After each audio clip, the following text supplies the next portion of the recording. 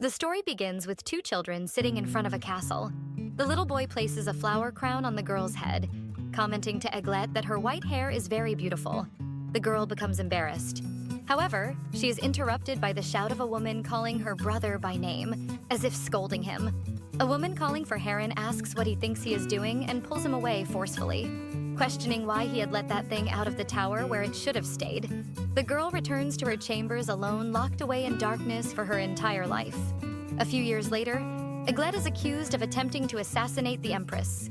What the poor girl, frightened, says is that it wasn't her who did that, enraging her father and stepmother who remained impassive. She pleaded for them to believe her, appealing to her brother and the memories she had of him when they were still children. But now the boy looked at her with disdain, which left Eiglet even more desperate. One of the subordinates explains that even if she were a princess, she could not go unpunished for attempting to assassinate the Empress. However, there was another way to pay for her crime, and that was by sacrificing herself, which made the girl tense. The boy explains that to summon the saint to this world, they would need Eiglet's precious blood, and if she did this, all her sins would disappear, and she could reach paradise. Her brother approaches her, reigniting a hope in the girl. However, he points the sword at her face without a second thought, stating that just seeing that white hair made him want to vomit, scolding the protagonist for having planned to kill their mother with a curse and how she was lucky to be chosen by divine revelation for this. She would forever be known as the Princess of Tragic Sacrifice. Her words left Eiglet somewhat lost. How could she save the world anyway? It wasn't as if she had a choice. Even accepting her fate, she still wondered who would save her. In another world, far from that setting, in a subway station, citizens were stunned by a woman who had fallen onto the tracks and on a cell phone. The notification for choosing the name of the world's savior shone. The girl woke up in a place she did not recognize. She had just fallen onto the tracks, so it made no sense to be there. But when she saw herself in the mirror, she realized that the design of her dress was somewhat old-fashioned, in addition to now having white hair and a different face, which made her think that this was the appearance of Princess Eiglet Archaeopteryx. The bird that brought dawn to the world was a romance and combat game made for women. There you could choose to get close to handsome guys, and your goal was to defeat the demon king who was trying to destroy the world in this game. Eiglet was a woman who sacrificed herself to summon the protagonist. Who was the saint, however? Because of a divine revelation, it was revealed that a sacrifice was necessary to summon the saint, thus protecting her people from danger. Eiglet offered herself for the sacrifice, however. This divine revelation was manipulated by the Demon King, so the princess should not have to die ironically. Because of the ritual, the Demon King ended up being killed by the summoned heroine from another world. But if that was the case, why did the girl have so many vivid memories of the game? She believed that this was just a dream. After all, she had been playing this type of game when a maid arrived in her room calling her Lady Eiglet, asking to clean her face, which made everything seem more real a few days later. She realized that it really wasn't a dream. Somehow she had become the princess, and even her memories were starting to surface in the girl's mind. Eiglet had been raised locked in a tower as a princess. Without any magical power, she didn't know what would happen in the future. But if everything was like in the game, she would die. Soon the problem was that she remembered having died once, which made her question whether she could be going back in time anyway. She knew that the character would be sacrificed sooner or later. That's why she was sure she needed to escape that place. The problem was that to do so, she would have to pass by the maids who were extremely quiet and the guards who stood outside the room. Moreover, her room was at the top of the tower, so jumping was not an option. And she had no magic she could use. She was completely lost about what to do. After all, she couldn't just leave there as she pleased. She knew that the game's narrative made it seem like Eiglet lived in the tower to protect herself. But in reality, that tower only isolated her from everything and everyone. Moreover, even if she managed to escape, she would be brought back because of her white hair, which was very different. In that world full of magic, all humans were born with extraordinary powers, and the darker their hair, the more power they possessed. If the flashbacks she had were true and she could go back in time, maybe she could discover who incriminated the princess, which made her wonder who the culprit could be. Perhaps it was the emperor or one of the nobles, or maybe it was the empress. Even though the girl didn't want to suspect her brother, who was the prince of that kingdom, Eiglet's half-brother was the main prince of the game, known for being loyal and a strong knight. So, even if he had done something terrible, he was still one of the most handsome characters anyway. The girl wonders if the story of the Demon King manipulating the revelation was true. But even if it were, she wouldn't sacrifice herself for those people, as the Demon King hated humans and hid from the world. The protagonist questioned whether it was he who truly wanted to end everything. She remembers that in the game there was even a glitch to summon him in the early levels, which would cause a great uproar among humans. This gives the protagonist a great idea. She could summon the king using this glitch and let him kidnap her. The only problem is that it would all be in vain if she were killed. That's why she needed to show him that she was someone useful. Perhaps by using the existence of the saint to her advantage, or she could even serve by doing household chores. Anyway, it was definitely better than staying there in that tower and waiting to be killed. But to do this, she needed some summoning items. A freshwater pearl, a piece of charred coral, a broken silver knife, a branch of wisdom, an intact mirror, and finally, a bitten apple. Honestly, they didn't seem like easy items to find. In my opinion, Eiglet was busy in her room making the rune for the ritual when someone entered. It was her stepmother, who wanted to know what Eiglet was up to in there, trying to hide things in her bed. The protagonist greets her stepmother from afar. Empress Manhwa questions whether the girl knew anything about some national treasure items that had recently gone missing, probably due to some rat that was loose.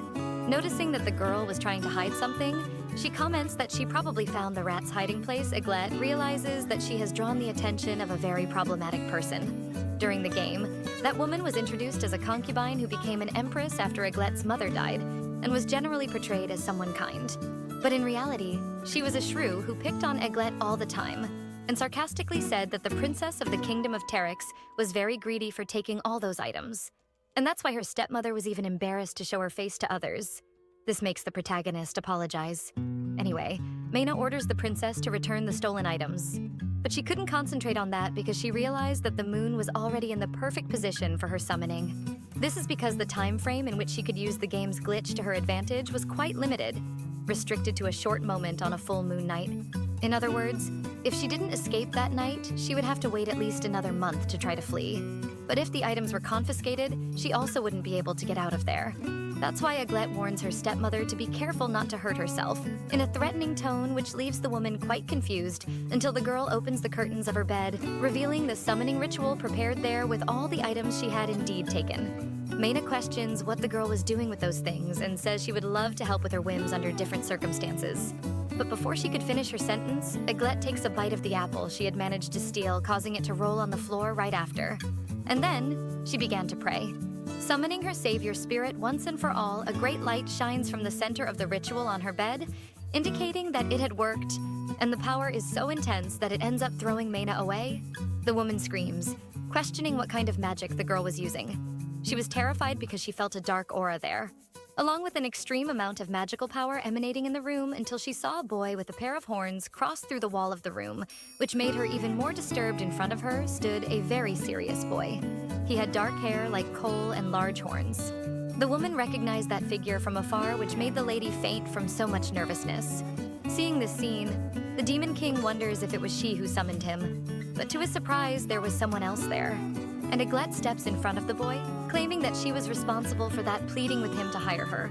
The protagonist desperately needed to be hired to escape, so she insisted again that he hire her. But the Demon King did not quite understand the reason for the proposal. As Eiglet had managed to capture his attention for a while, she hurried to introduce herself as Eiglet Archaeop Terex, the princess of the kingdom of Terex, and explains that her time of death was approaching, which had already been predestined. Knowing that she was a princess makes the Demon King even more curious. She continues her speech, explaining that if she died, the guy in front of her would die soon after. And he responds that the princess spoke as if she knew something about him. Then, Eiglet says that she knew he was the Demon King Raven, and the fact that she knew his name leaves the Lord astonished, questioning how a human knew his identity in reality. The protagonist had learned his name from an announcement on social media, since in the game he was only referred to as the Demon King. And the only ones who knew his true identity were his vassals in the game. He was the most powerful being and was known for his very dark hair and his exceptional students. Anyway, Eiglet resumes her speech, reminding him that she would be killed soon and then sacrificed to summon a saint from another world, who would take Raven's life. According to the story she knew, this saint would ally with the hero to defeat the Demon King, which was definitely news to the boy. That was the whole drama of the game. And even though it was simple and cliché, she knew they hadn't made a dating simulator for girls that only focused on romance.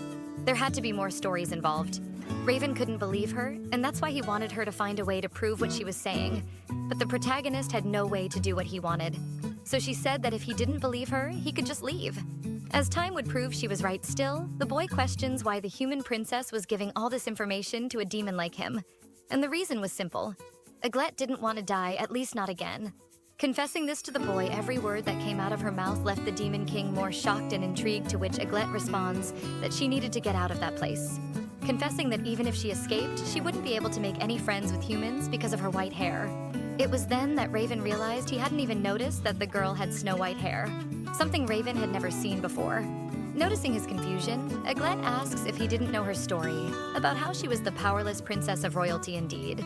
The Demon King had never come across that information before, but he was intrigued by it all. The protagonist already suspected that the Demon King didn't know Eiglet's story, and she was right. This meant that the rumor that he had manipulated the divine revelation of the princess's sacrifice was wrong. She needed to manage to capture the boy's attention to discuss this further. At least she could trust Raven. Unlike the humans surrounding her, the Lord is curious to know how she had summoned him if she had no powers. And the girl explains that she used a technique that didn't require magic, omitting the fact that she had taken advantage of a game bug. But the boy insists on his questions as he wanted to know how she discovered this technique. The girl tries to explain herself, still not knowing what excuse to make. But she is interrupted by her brother, Heron, who bursts into the room, asking what that commotion was. Earlier noticing the presence of the Demon King, he asks what was happening there. Raven is intrigued to notice the presence of someone he had heard of, who was the Grey Prince Heron. The boy runs to help his mother, asking if she was hurt anywhere since she was still lying on the floor. As Mena awakens, she screams for Eiglet to know where she was and accuses the girl of having summoned the Demon King to kill her, which makes the protagonist realize that things wouldn't be as peaceful as she had imagined. The mama's boy obviously believes everything and also reprimands Eiglet.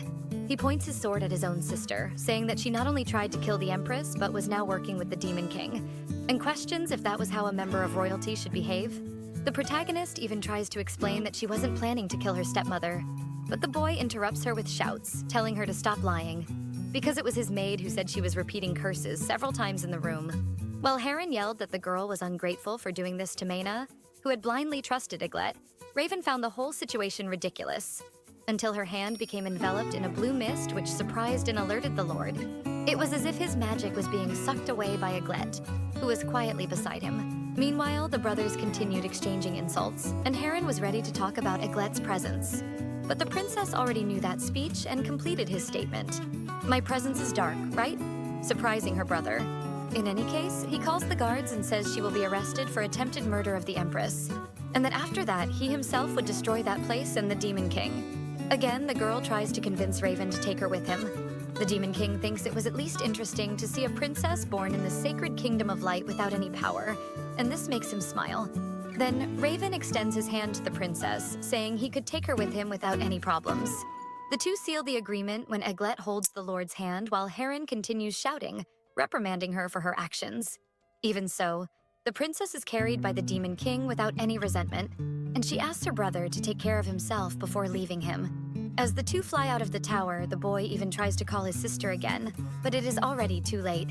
Flying over a large castle, Raven warns that they have arrived. This was impressive for Eiglet, because in the game, she had to make a lot of effort to reach the place, but now they had entered there in a leap. The boy lands softly, being welcomed by another demon. It was his butler, Owl, asking where he had been all this time, until the girl steps out from under the Demon King's cloak. The butler is shocked that his master brought a human to the castle, and Raven explains that she is the princess of the kingdom of Terex, and she summoned him to kill the Empress, making the girl protest that it was not her intention to kill Mena. She makes it clear that if that is what he thought had happened, he was wrong. Therefore, the Demon King corrects himself to Owl, explaining that he was mistaken. The butler asks how exactly she did that, but even Raven didn't know. He just brought her there because she asked him to hire her, which makes Owl even more interested. Raven comments that it was indeed quite curious, but he had hired her as his personal body pillow, which was a rather strange job. And discovering that this would be her function leaves both the princess and the Demon King's subordinate shocked. The butler serves a little tea to Eiglet and asks her to enjoy it. The princess thanks him, reflecting on the taste, which was the same as the teas she was already used to drinking for her. It was a surprise because she thought all food made by demons would be strange in some way.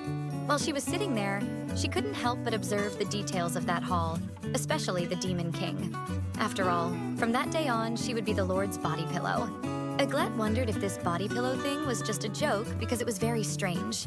Honestly, if it were an 18-plus story, she would understand. But since it isn't, she is also intrigued to know what kind of service this is.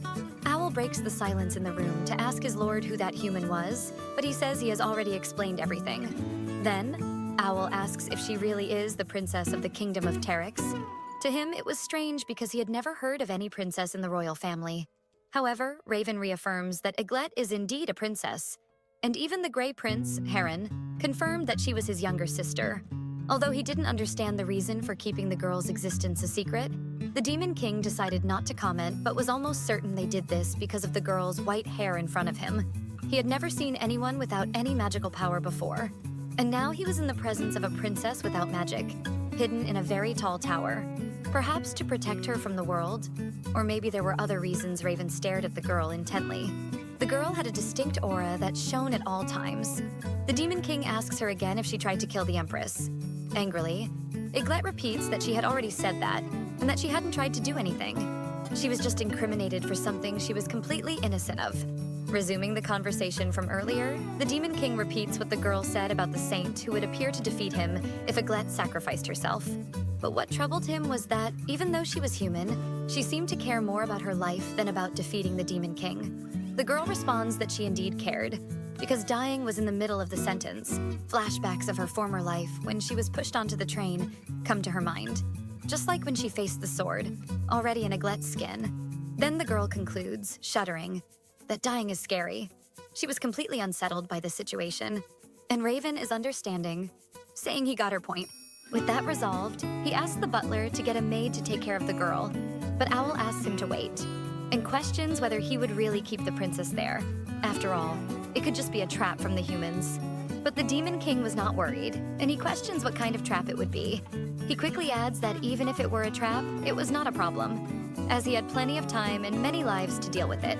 This last part left Eiglet curious, but she decided to remain silent. The young man changes the subject, saying that, as he mentioned before, he was hiring the girl's services as a body pillow.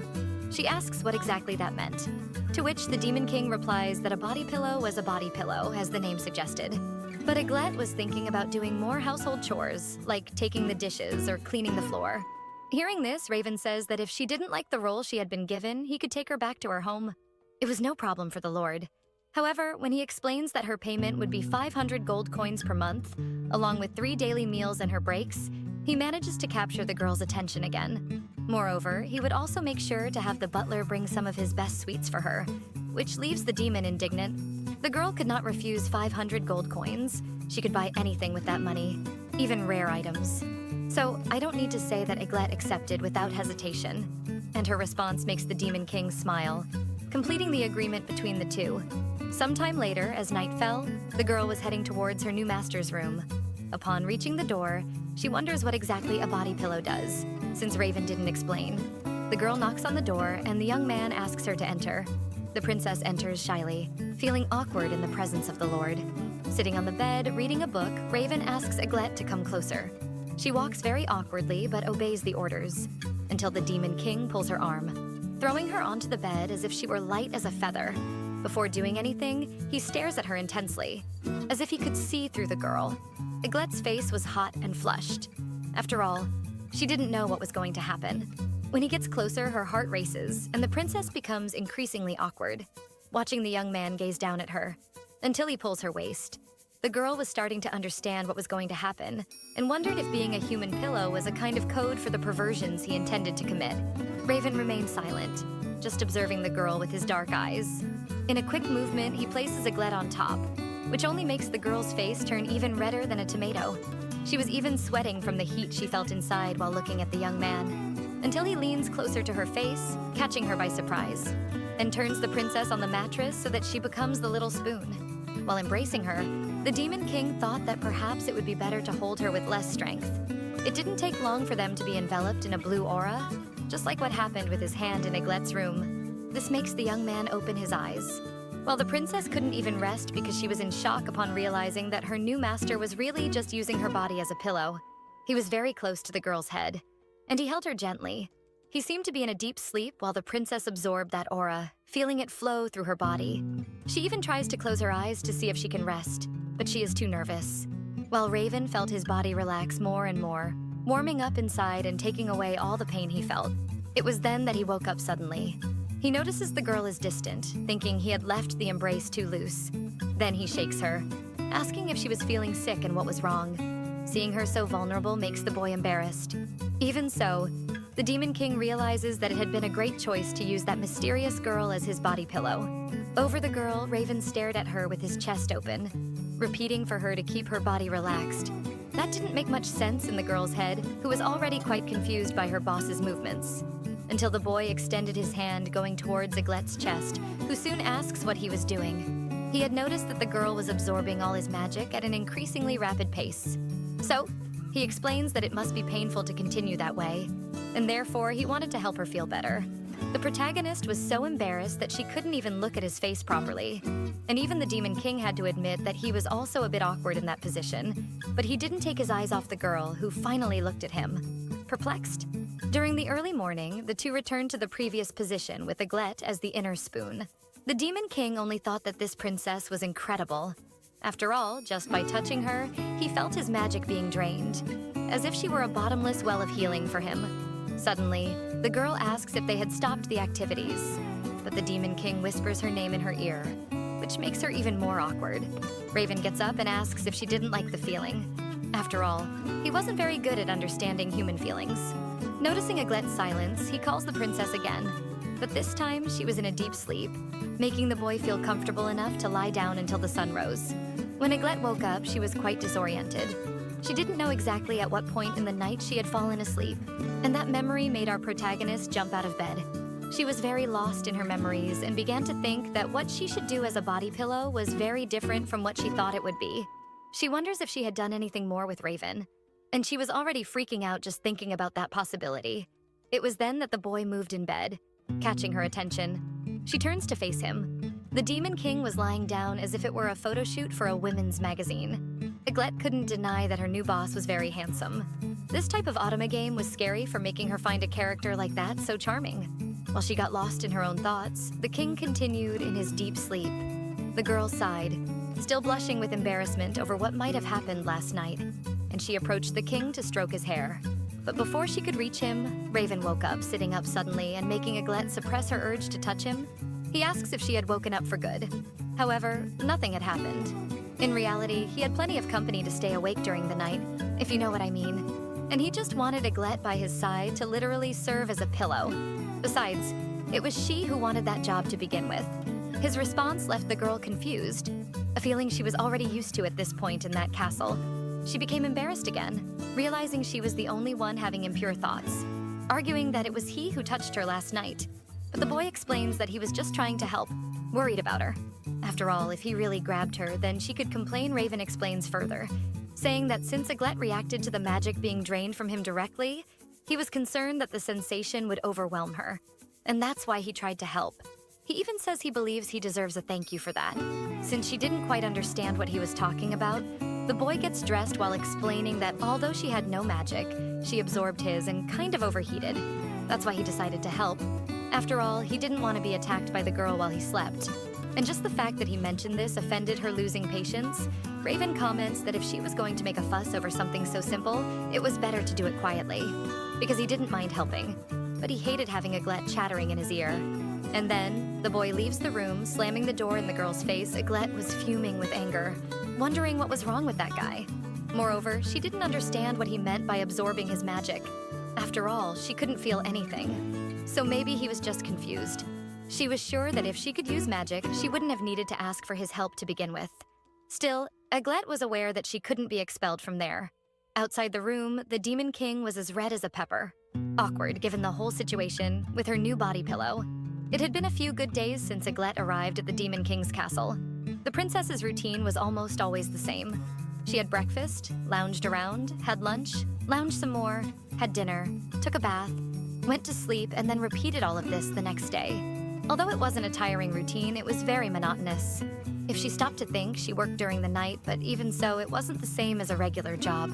Raven explained that it was because she was absorbing his magic or something like that, but even so, the protagonist didn't understand.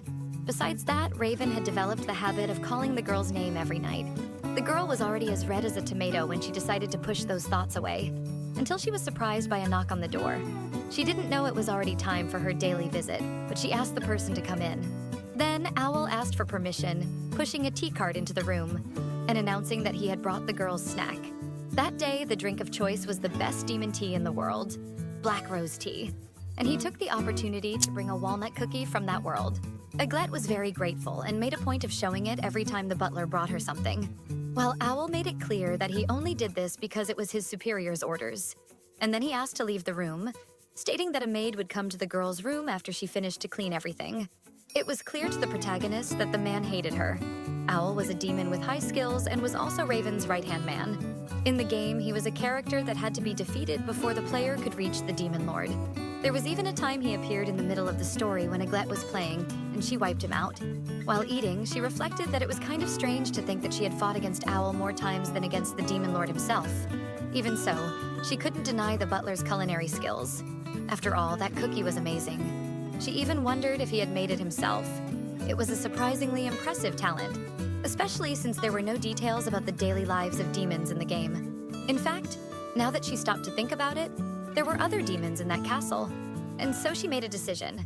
It was a huge building, as if it were a small city surrounded by walls.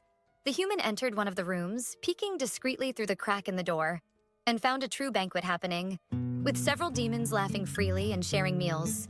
That was a different sight for Eiglet. Just at that moment, the girl was surprised by a young man who asked what she was doing there. Eiglet felt completely awkward as the demon commented that he had never seen her bastard face before, and wanted to know where she had come from and why she was in that place. Unintentionally, the girl tripped over her own feet and couldn't regain her balance in time, falling to the ground and drawing the attention of all the creatures present, which made her wonder if she had gotten into trouble. However, to her luck, one of the women there welcomed her, asking if she was a newbie. What Eiglet confirmed, already sitting at the table and integrating with the group. The girl commented that she seemed quite young and asked if the MC had at least completed her 100 years. Our girl tried not to show it, but she had no idea what the woman meant by 100 years. When she insisted on the question, Eiglet realized that the life expectancy of those creatures was much greater than that of humans, which meant they aged at a different pace. Noticing the strangeness, the girl suggested that the MC go home, saying that her parents must be worried and someone her age had no business being in the Demon Lord's castle. That interaction made Eiglet feel even more awkward. And it didn't take long for other demons to reinforce the woman's words, saying that working in the castle opened doors for the girl to be summoned to work on the front lines. And one of them even offered a carriage to take her home. All this welcoming made Eiglet realize that even though they were demons, the people there were very caring. In fact, to be honest, the humans she was used to dealing with were much more careless. This left the creatures in complete silence, just staring at the girl and processing the information, at least until they burst into laughter, doubting that the girl had really had close contact with Raven. The girl even said that if she were to make up a lie, she would have to work hard to make it convincing. Eiglet explains that she wasn't lying, even though it seemed like she was. It's just that the creatures aren't convinced, continuing with their loud laughter.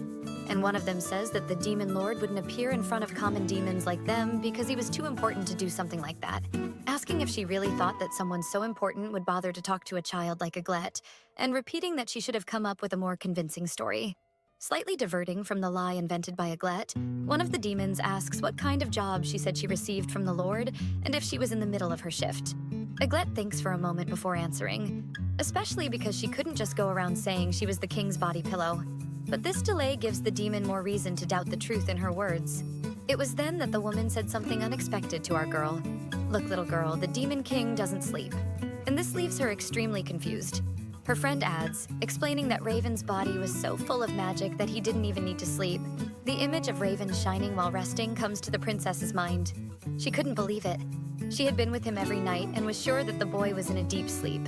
However, her thoughts were interrupted by the mustached demon, who resumed the question of where the girl lived with her parents, in order to take her home. Eiglet stumbles over her answer because she wasn't lying, but she definitely wasn't in a good position to say that again. However, she is caught off guard when Raven enters the room and questions what she was doing there. The presence of the Lord is enough to make all the other demons kneel, greeting your majesty. But he doesn't care about that. and aggressively pulls Eiglet's arm despite her asking him to wait. The creatures watch the scene in silence, tense about what could happen to the girl. When he finally speaks, the Demon King orders his subjects to stand up because they didn't need to kneel just because he arrived. And then he requests that they listen to him carefully, explaining that the human in his arms belonged only to him, and no one else should even think otherwise. In fact, they could spread the message to those who weren't present there. With his departure, the conversations intensify. The demons comment that they had no idea Eiglet was a human, and they hadn't even felt magic flowing from the girl's body. In another room, Raven throws Eiglet onto the sofa aggressively, making the girl scream. She grumbles, saying that it was still daytime outside and asking what kind of creature had bitten the Demon King. In my opinion, that creature was pure jealousy. But the guy looks at her seriously, with a truly dark expression. And then he explains to the princess that they would take a nap moving closer to her body, lying on top of her on the sofa. This proposal leaves Eiglet completely stunned, and the girl screams, asking what he was thinking by suggesting something like that in the middle of the day. But the boy is quick to respond that it was called a nap precisely because it was at this time. As he tries to get closer to the girl, he receives a shove from Eiglet, who screams again. But the Demon King reminds her that she had signed a contract with him, and in exchange for her stay in that castle, she would have to serve as a body pillow. Trying to compose herself, the girl says that she did accept, but that it wasn't exactly how it worked in practice. And her response leaves Raven uncomfortable. He didn't know if the princess was embarrassed or what, but he decided to help her, suggesting that she offer her lap for him to lie on, and he would be content with that. However, the Lord doesn't even wait for her response and already pulls the girl's arm for her to adjust. And then he rests his head on Eiglet's legs, which surprises her with her master's movement. She can't take her eyes off him, resting so calmly in her lap. And the boy doesn't help either, staring at our protagonist with his deep eyes.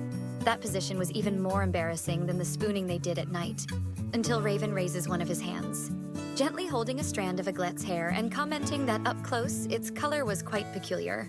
Eiglet stared at him while he said those things, and seemed ready to hear more unpleasant comments about her hair, as was customary throughout her life. But instead, the Demon King only comments that it was white hair, which when seen up close was too white to be called white. It could perhaps be silver, but it wasn't exactly silver either. Moreover, each strand had a specific color, but when analyzing the whole, it just seemed to be white hair after all. And now, analyzing her strands, she realized that the sensation she had touching him was very different from what she felt during the night. Raven thinks carefully about her next words, before saying that the girl had beautiful hair. This, indeed, catches Eiglet's attention, who gazes at her with wide eyes.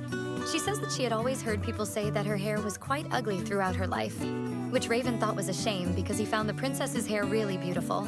And then he questions what she thought about that. But he was caught off guard by the reaction of his new subordinate. At this point, she was crying nonstop while listening to Raven's words attentively. He asked what the reason for her crying was, but the girl replies that she didn't know. And she really didn't know. She didn't understand why a demon could be kinder than a human being. After all, in her mind, these creatures should be completely cold and hateful towards humans. So Raven's words made no sense. That's why she decided to ask him if demons didn't hate humans. And the Demon King explains that, generalizing, the creatures didn't like people. But that was precisely why the girl shouldn't be wandering around the castle out of her master's sight. The comment makes the princess laugh, and she sarcastically asks if that meant she couldn't show herself to any demon and make them uncomfortable. But Raven was serious in his statements and asked if she was at least listening to the kind of absurdity she was saying. And he was warning her to be careful because he was afraid she would get hurt. And she suggests that the young man spoke as if he really cared about her. And then she brings one of her strands to her nose, smelling that beautiful hair, letting out a sigh as if this small act could bring immense peace to her heart. Then, returning to the subject of concern he had for Eiglet, Raven states that she was his body pillow, after all, and he needed to take care of her. His words make the protagonist's eyes turn yellow again. Suddenly, the Demon King gets up from the girl's lap, and extending his hand to her, he says that if the problem was just boredom, she could go with him to his office. The little girl questions if they were going there to take a nap, but Raven doesn't even respond to that. He just remembers that she said she was bored and could ask Owl to prepare something to help her pass the time. But the girl quickly shouts that she was just joking. After all, the butler already hated her enough, and she didn't want to worsen her situation there. Her exaggerated reaction makes her master smile. And then he calls her again to head to the Demon King's office. As they walked, the girl comments that the demon she spoke to earlier said that Raven didn't sleep, and he explains that it wasn't exactly the case. In reality, it wasn't that he didn't sleep in general. He just couldn't sleep because of the infinite magic flowing inside him. But he asked Eiglet not to worry because this only happened until she arrived there, at the castle, and improved everything. Embarrassed, the girl didn't exactly know what those words meant, to be honest. But she offered to be the young man's body pillow during the day, and the Demon King confirms that he would love for her to do that. Sometime later, already in the young man's office, it didn't take long for Raven to fall asleep. While he slept, Eiglet reflected on why the Demon King needed a body pillow. Moreover, she still didn't quite understand what he meant by saying he couldn't sleep. She thought that maybe the amount of magic the young man carried made him a person with insomnia. But since the game never revealed this kind of thing about Raven, then maybe he had some secret or something like that. While he slept, his hair got tangled with the princess, and she affectionately ran her fingers through the young man's hair, noticing that those strands were so dark they were almost coal-colored. To her, it was strange because she had seen black hair several times, but her master's was strangely beautiful, which made her think it could be because of the magic. She could feel the tips of her fingers tingling, just like it was during the night, but to a lesser extent, which made the sensation a bit more pleasant. However, if she had no problem touching him that way, why was it so different at night when he hugged her? Maybe it was because of the time, or perhaps because they were lying in bed. In any case, she knew she wouldn't have those answers anytime soon. But she knew that if it were always that way, she wouldn't mind serving her master all the time. Meanwhile, in the city of humans, several men were lying defeated on the ground, while a girl boasted about having defeated them, asking if they were really trying to defeat Miss Puffin, and mocking humans for being naive. The girl commented that she was already excited to return to the side of someone she admired greatly. She was referring to the Demon King and hoped that if she killed all the humans, perhaps he would give her some recognition. Inside the castle, Raven was sleeping soundly next to Eiglet. He felt the magic flowing from his body to the girl, and the two were resting covered by the boy's magical aura. When the day dawned, several rays of sunlight flooded the room, startling Eiglet at the fact that it was already morning. She quickly adjusted herself, stretching and thinking about how well she had slept the night before. But now it was time to get up. With so much movement, it didn't take long for the Demon King to open his eyes. Watching the girl slowly get up, Eiglet wondered what would be for breakfast when he reached for her hand. Pulling the girl, who let out a startled scream, she quickly fell back onto the bed, scolding the guy because it was already morning. But he argued that he was still sleepy, so they should go back to bed. Even with the girl annoyed, Raven threw himself back into her lap. However, a knock on the door interrupted them, and this put Eiglet on alert. It was the butler announcing Puffin's arrival at the castle. Before he entered, Eiglet hurried Raven to get up immediately, which he did reluctantly and with an irritated expression. The princess couldn't help but notice these details etched on her master's face. But they couldn't be alone for much longer.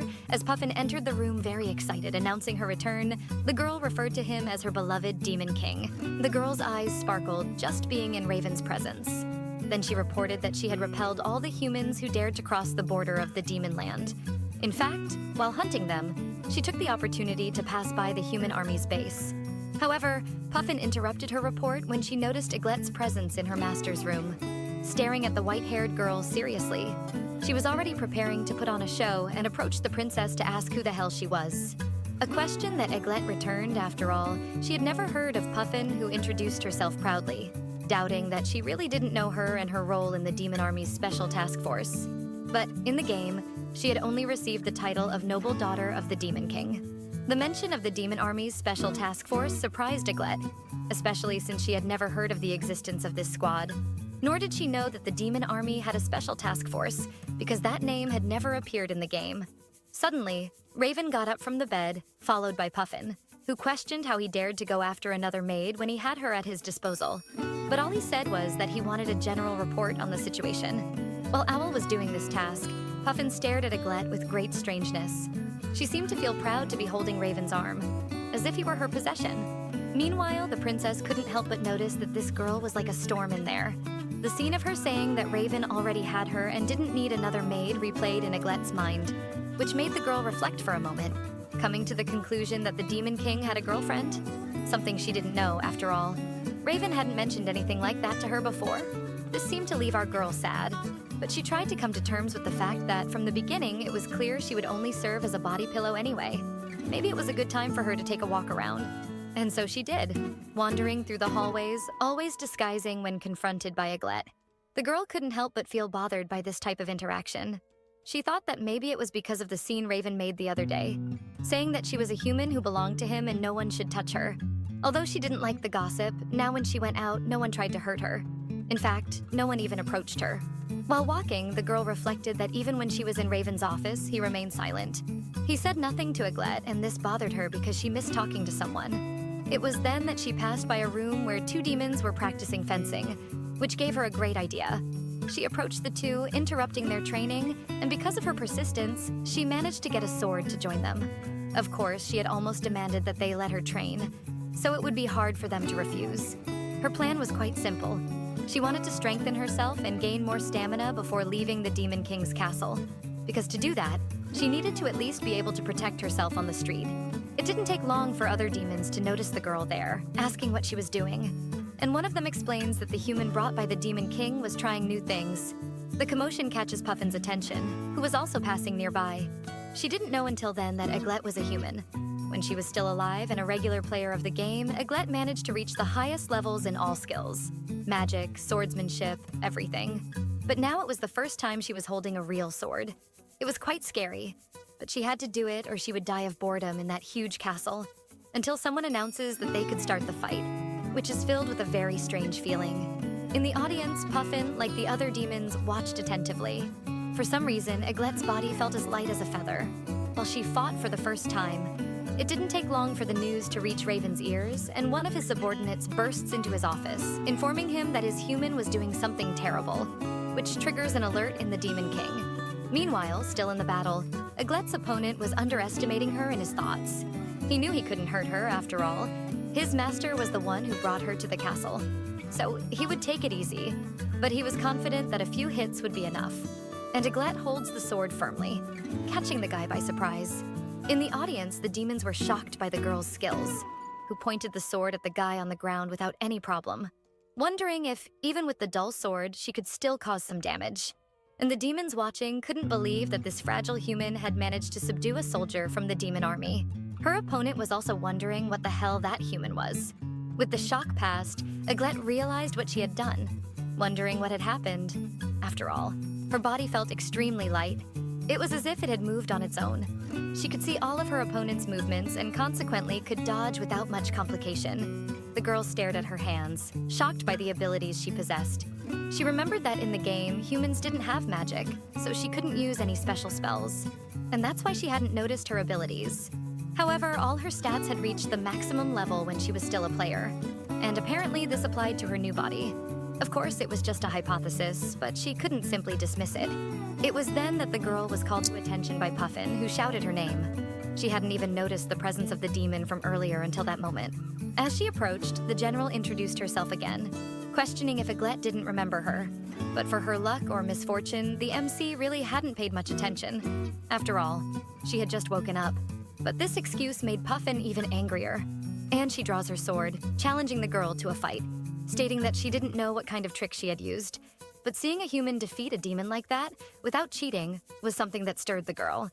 But Puffin assures the princess not to worry, because she would put her in her place and finish that fight in an instant. To her, Eiglet was nothing more than a stubborn human without any magical power, and she intended to kill her in the blink of an eye, probably because she was part of this squad that she had never heard of. And Puffin seemed to be the Demon King's girlfriend, so maybe she really was strong, being sure that Puffin was a very strong character in that game. But considering the skills she was discovering she had with the sword, she thought she could handle it. Her only problem was the fear of getting hurt if she ended up injuring the Demon King's girlfriend. Speaking of him, Raven was in the corridors along with Owl, looking for the girl. Inside the room, Puffin advances towards the princess, ready to finish her off with her sword. Even so, Eiglet stands firm with her weapon in hand. She wouldn't back down now. In fact, she smiled at the interaction between the two. For her, it was just a training session, so there wouldn't be many problems.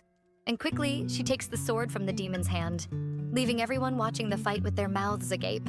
Puffin's sword flies, embedding itself in the ground accurately. And the girl doesn't even have time to properly process that, wondering what had just happened.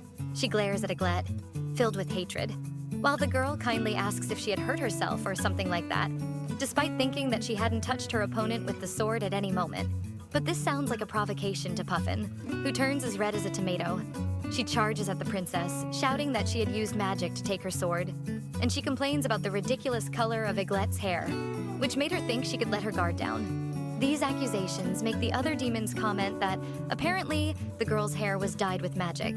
And that was an enormous cowardice, since it seemed that Eiglet had a hidden power. Finally, Raven approaches the room, asking his human what she thought she was doing. Puffin's face lights up with the presence of the Demon King, while the MC realizes she was in trouble.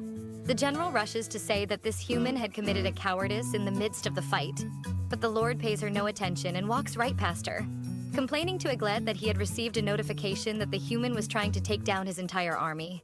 But she explains that it wasn't quite like that. She was actually just participating in sword training.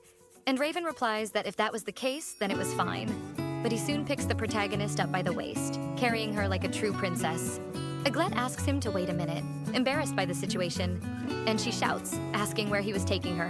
And the boy tells her to calm down and stop shouting in his ear, while the princess continues to scold him to let her go. Puffin watched that interaction with strangeness, not knowing what was so special about that human for Raven to care so much.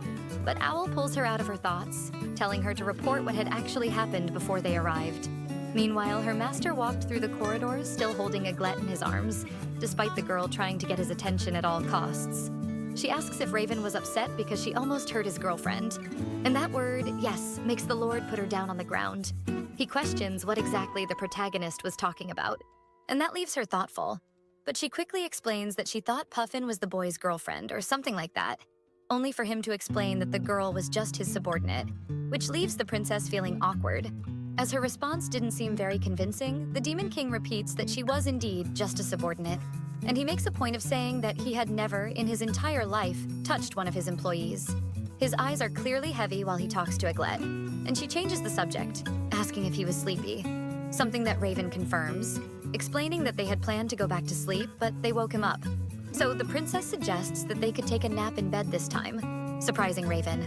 Inside the room, Eiglet was already lying on the bed, spreading her hair across the mattress.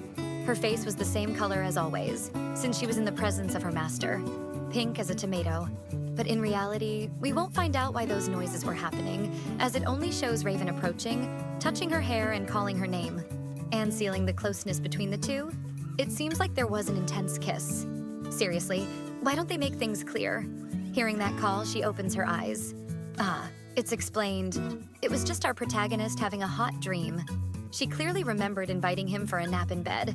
Now, hugging Raven, she was aware that she was just playing her role as a body pillow, so she shouldn't get too attached to him. The next day, the sun shone over that immense castle. Eiglet was having her tea in Raven's office, thinking she would spend another day completely bored. Watching the Demon King do his tasks, she knew he didn't have time to chat with her, so she asked if she could take a walk around the castle, being quickly granted permission by the boy. As she walked through the castle corridors, the gossip about her having ended things with Puffin the day before didn't stop, and people even wondered if she was really a human.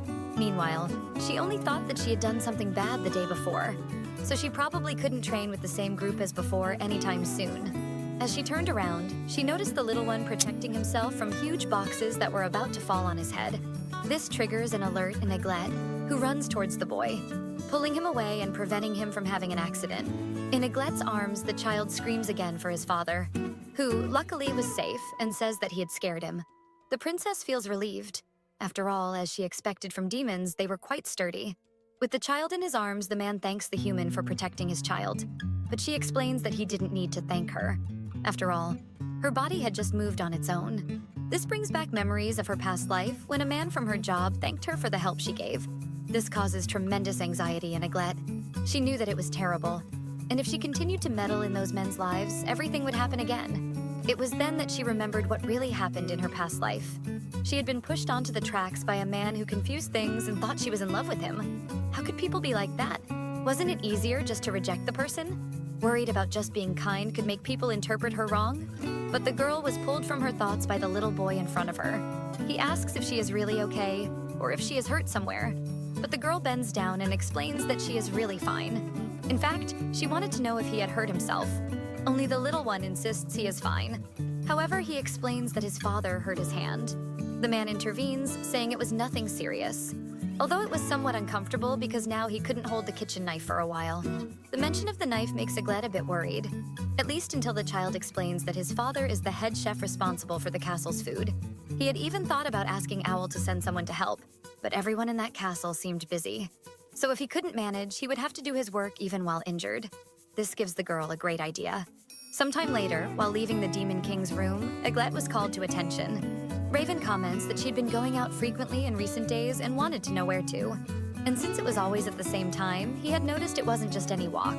So the girl reveals that she was helping with the preparations for the dining hall because one of the cooks got hurt. She even asked Owl for permission to do so. When she asked if she could help, he accepted without hesitation. Although he seemed to doubt Eiglet's intentions, Raven asks why she was doing that. After all, she had been hired by him for another role.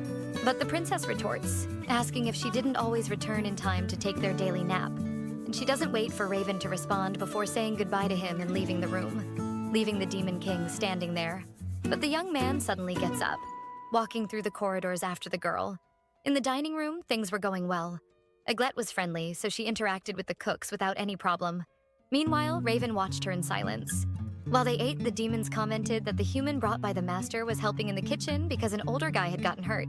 And they had heard a rumor about how she helped clean up after an incident the other day. They praised the girl too much, commenting that despite her seeming cold, she was really nice. They are called to attention by Raven after he hears the conversation, becoming nervous with the Demon King's surprise. But he doesn't even care about the change in atmosphere. He just asks if they really thought that human was kind. Nervously, the creatures reaffirm that she was very kind and never ignored when someone was in trouble. When he returned to his room, Raven couldn't stop thinking about those words. How could Eiglet be kind?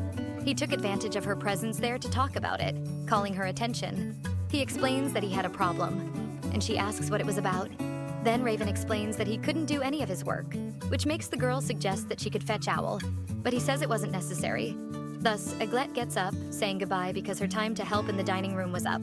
The word kind referring to the princess wouldn't leave the young man's mind.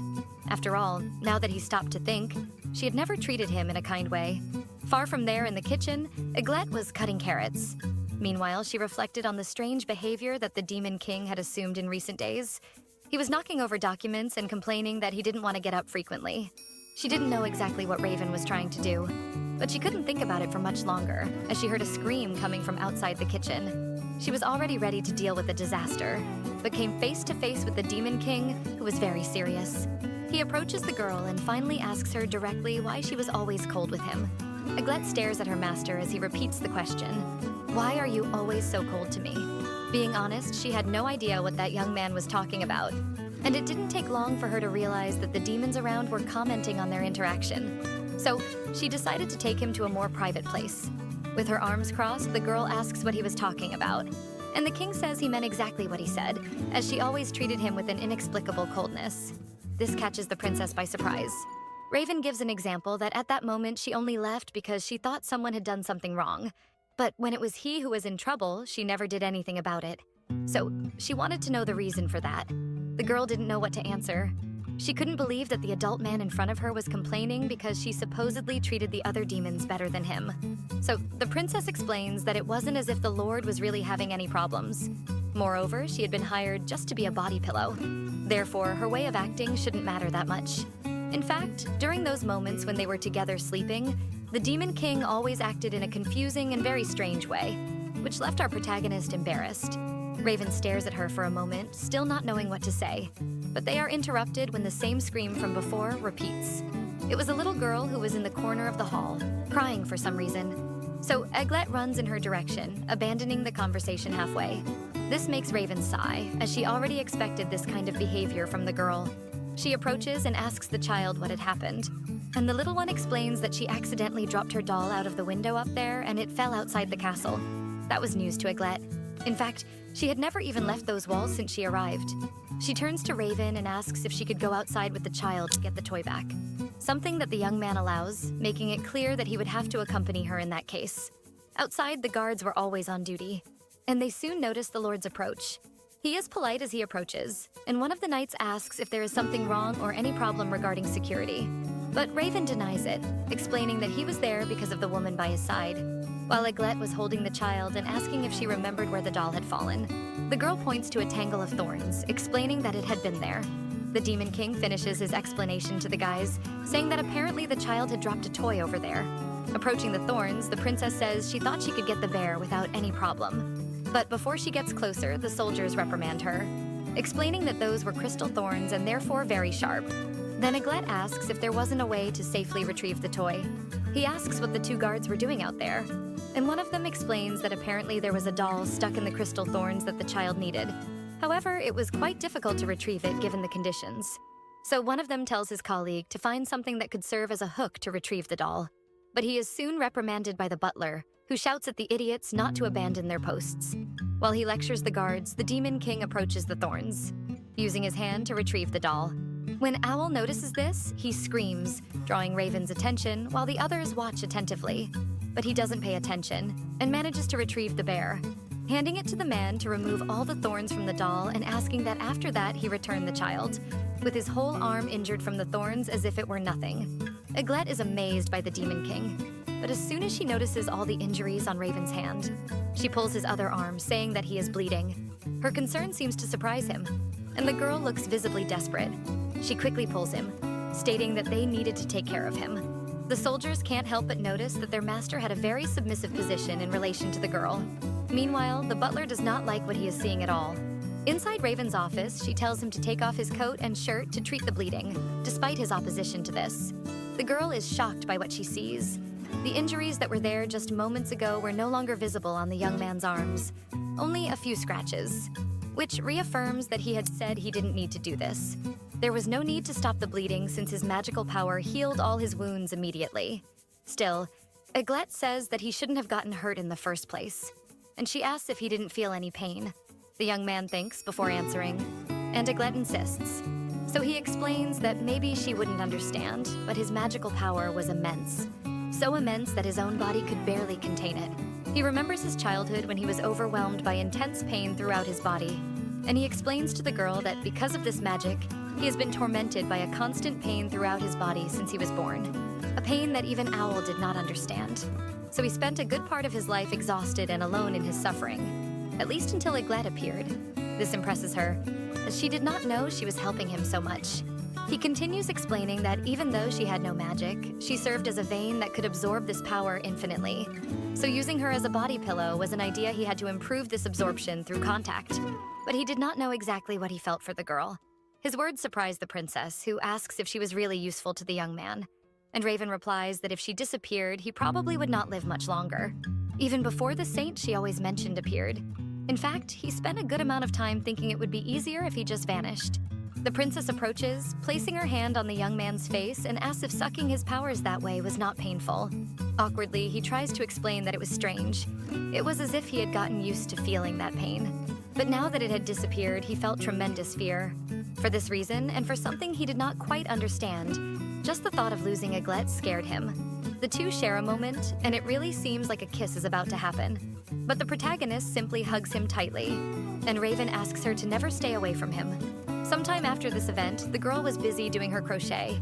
She couldn't stop thinking about the Demon King, all that magic in his body that had overwhelmed him since he was a child, and how she, a human without any power, managed to absorb it. That was why the Demon King used her as a pillow. And he had said out loud that as long as she stayed close to him, his pain would not be a problem.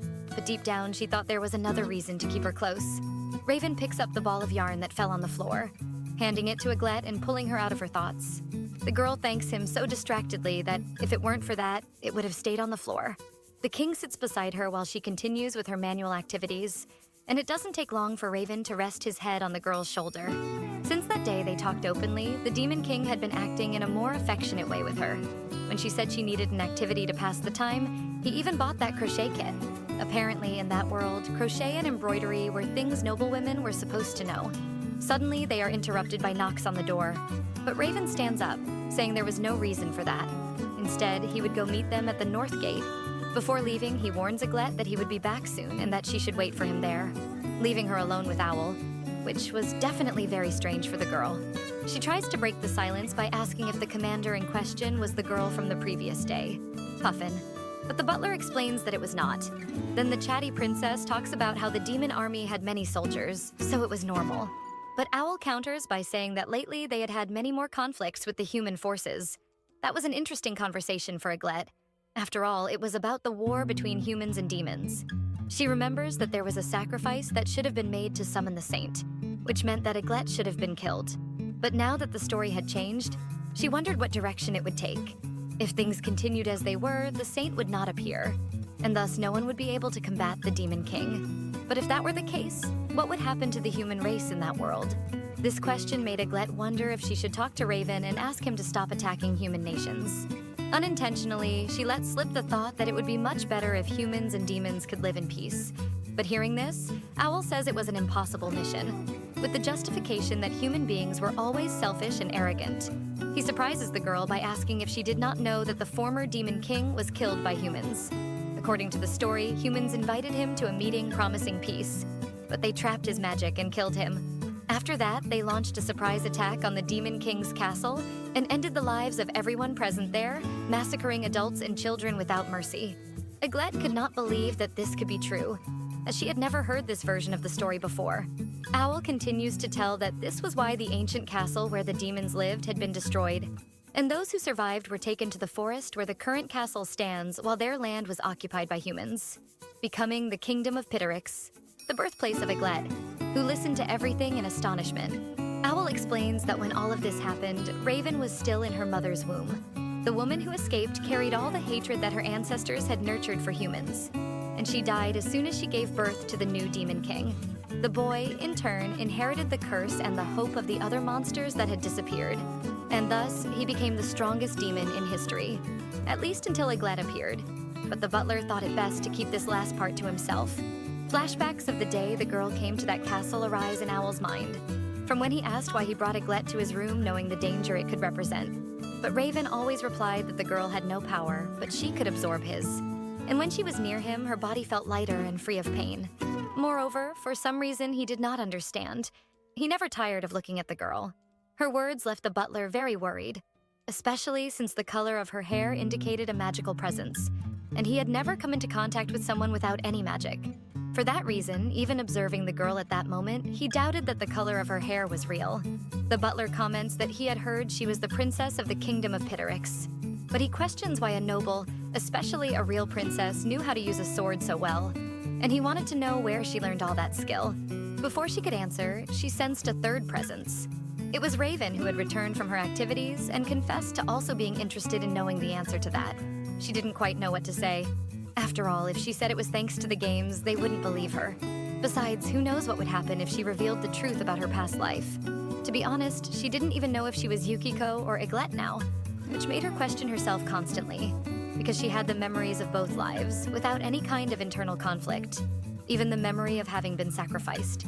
So she tries to reveal only that she had died once, and that in the other life, this happened a little later than the time they are in now. Her speech makes Raven remember that she had mentioned something about the future before. She adds that she knew it was hard to believe, but for some reason, she had vivid memories of everything that happened before she died. Basically, she had been punished for a sin she didn't quite remember, and then she was sacrificed to summon the Holy Saint who would defeat the Demon King, which made her think that perhaps she had lived the same life several times. The princess explains that she didn't know why she kept the memories in that new life, but maybe that was why she could use a sword so well. The butler recaps by asking if she was saying that she learned to use the sword in her past lives. Of course, it had been Eiglet who had learned and not Yukiko, but the girl explains that yes, even if in the end it had been useless. Raven asks if the sword was the only weapon the girl knew how to use, and she is honest in replying that she didn't know, as she hadn't tried to use any other type of weaponry. But she thought that as long as her body could move, she should be able to. Then the butler questions if she had any magical power, but the girl was sure she couldn't manipulate it, even though she understood all the theory. It was strange for them to think of someone who had no magic at all. She knew the butler was acting very strangely in the middle of that interrogation, even though he didn't say anything. Raven asks her subordinate if he finally understood that the girl was not a threat. Still, Owl insists, or at least tries to, since he is dismissed by the young man who claims he is being overly protective. His order leaves Owl angry, but even so, he leaves, stomping his feet through the office. It doesn't take long for Eiglet to go after him. She finds him in the hallway asking him to wait a moment, calling him Mr. Owl, which he corrects her by telling her to refer to him simply as Owl, and questions if there was anything he could help the princess with. Catching her breath, she says that her words might not mean much to the young man in front of her, but she would not hurt him, and she really wished he would believe that, making the young man question why she cared so much about being understood. Before she could respond, the two are interrupted by some subordinates, calling for Owl to say that someone reported that his child had been kidnapped by other humans. The butler is surprised, questioning the veracity of those facts, but the men were more than certain. They explain that after an investigation, they discovered that the child had been taken by a private military group in a nearby city, and they wanted him to pass the information to Raven. But the butler denies, explaining that he was very busy at that moment. The news of the demon child being captured by some human shocks Eiglet. However, Owl would not leave that situation unresolved and explains that he would handle the matter in place of his master. The princess hesitates, unsure whether to say something or not. But before she can speak, the butler announces that he would take care of it, following the guys to gather more information about the case. While the princess watches him walk away, she wonders what had actually happened. That's when she remembered the story told by Owl earlier about how humans launched a surprise attack on the castle and mercilessly decimated many lives. That makes her question everything she knew so far, because in the story, it was the demons who had tried to take the lands, not the other way around. At least, that was the story told in the game. In The Bird That Brought the World to Dawn, the kingdom of Pitterix was protected by two things: knights and magic. Within the platform, the Demon King was the most dangerous being, for besides despising humans, he also hated the world itself and wanted to end it all at once. But that did not match the image she had of Raven, who had recently revealed that he spent years of his life wishing to disappear to end his own pain. Eiglet can't help but wonder if this change in attitude was just because the two had met. However, there was no way to be sure of that. After all, she had never encountered a story where the character did not end up being sacrificed. If she had followed her normal path, then everything would have happened as the girl already knew. But since that did not happen and she ended up meeting the Demon King, everything changed completely. Even so, the princess had a doubt. The story about the former Demon King must have happened long before she was born in the game. But now was not the time to reflect on that. Since her attention was called, it was Puffin with a sour face as always. Eiglet tries to remember her name unsuccessfully, as the demon interrupts her, informing that she went by Puffin. And then she asks if Owl had already left the castle, which Eiglet confirms. The girl starts to make a scene, asking what they should do. After all, the butler had gone alone to face several human soldiers. Of course, he was strong when it came to magic, but when it came to sword fighting, the man was a failure. So Puffin decides to inform the Demon King about the subordinate's departure. However, she pretends to just realize Eiglet's presence at that moment, pointing to the girl as if she were a great solution, surprising the protagonist, who makes sure that she was indeed referring to her. Puffin approaches and asks if her sword skills weren't better than hers, and argues that if it were a fight between humans, perhaps the opponents would take it easier, so she should go help Owl immediately. She was doing this because the butler had mentioned that the human could just be a spy, so she wanted to speed things up to make Eiglet's mask fall so she could finally get rid of her without Raven protecting her. But to her surprise, the princess agrees. The girl with white hair explains that if she could really help, then she would go and asks Puffin to show her the way she should follow. Meanwhile, a man savors his wine, commenting on how lucky he was. He had captured the demon child and intended to use her as bait to attract adult demons. The young man sitting at the table commented to one of his henchmen that these children were worth a lot of money, and so he could sell them for a high price. However, to his misfortune, Owl was present there, cursing the bastards for referring to his race in that way. Using his powers, Owl makes one of the merchant's wine glasses shatter in his hands, taking advantage of the distraction to recover the child who was being kept in the cage. He jumps out of the window with her quickly, while the humans ran to catch up with him, shouting that they could not let the demon escape. However, when he lands on the ground, he finds himself surrounded by humans, and they are quick to notice the presence of the invader, shouting that someone was attacking them. That was very bad for the butler, as it indicated that someone had activated the magic containment. With the guards around him, Owl was increasingly certain of how humans were the worst race inhabiting that land. It was then that Eiglet appeared out of nowhere, shouting as she flew over the guys. Owl was confused, realizing the presence of the girl, and luckily he managed to catch her in his arms before she hit the ground hard. He shouted, questioning why the princess was there, while thinking that apparently she could indeed use magic and had just been hiding it all this time. But the girl explained that it was Puffin who brought her there, and said she needed to help the boy. This information left the butler disoriented. He would have to exchange a few words with that troublemaker after resolving the situation. He couldn't feel any magic flowing from Eiglet at that moment. So perhaps this was the perfect moment to finish her off for good.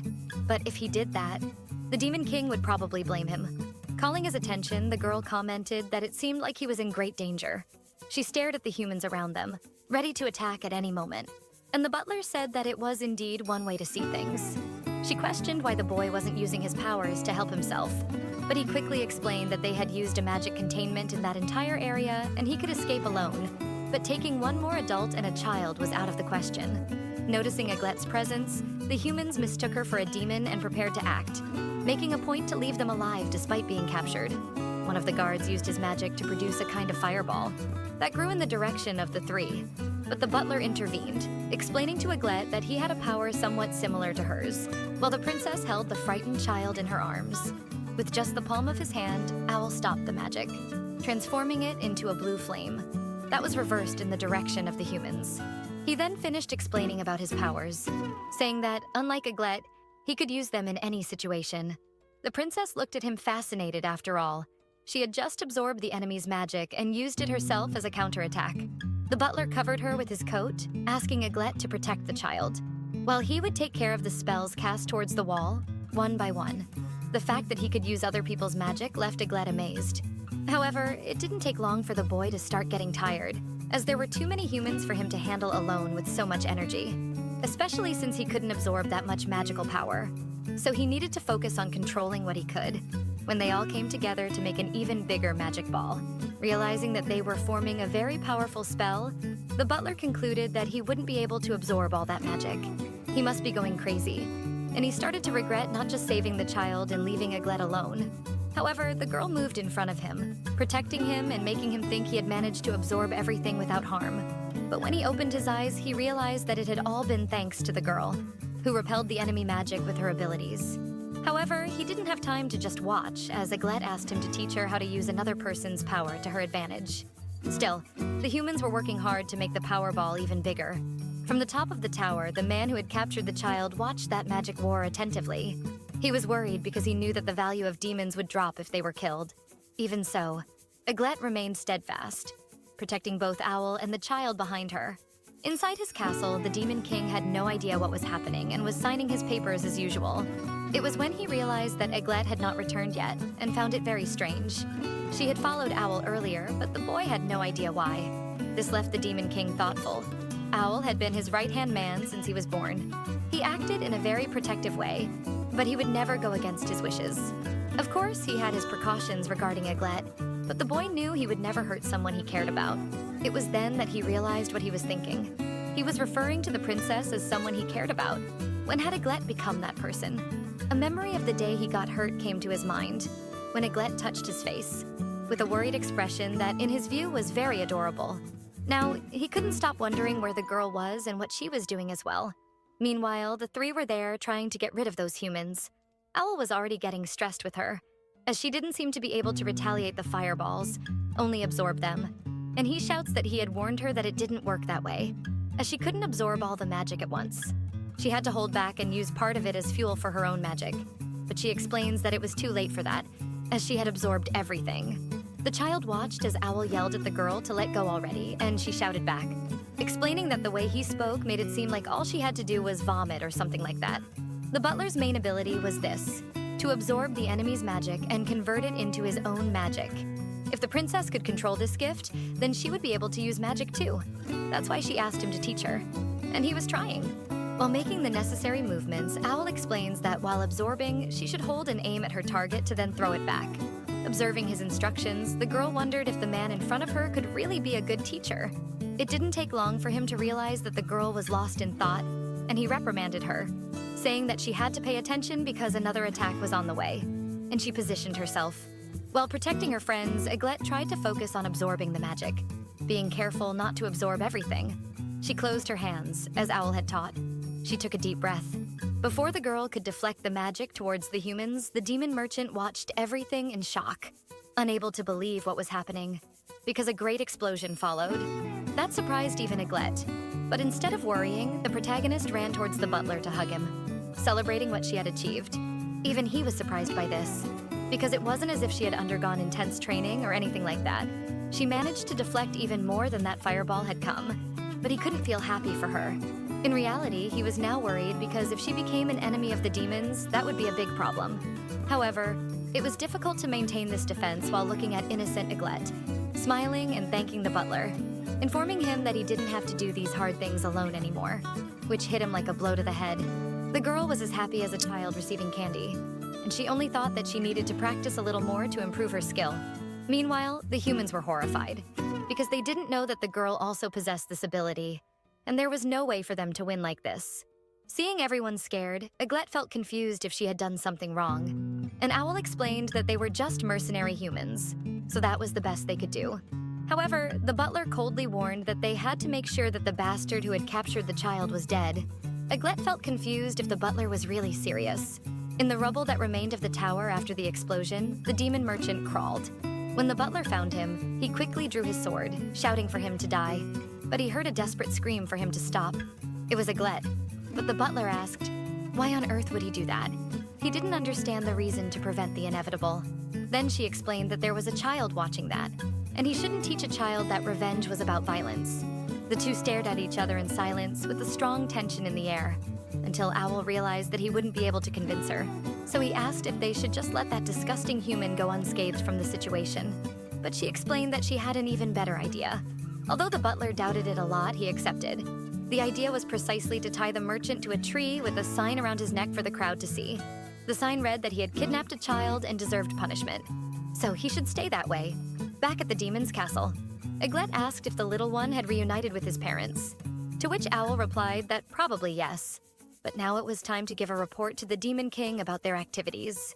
Before he reached his master's room, he received a shout. The butler explained that he didn't think the situation was serious enough to interrupt his master's activities, especially when he was so busy. But Raven was completely furious, surrounded by a horrifying aura, enraged at the thought that Eiglet had been taken without his permission. His exaggerated reaction even surprised Eiglet, especially with all the magic around.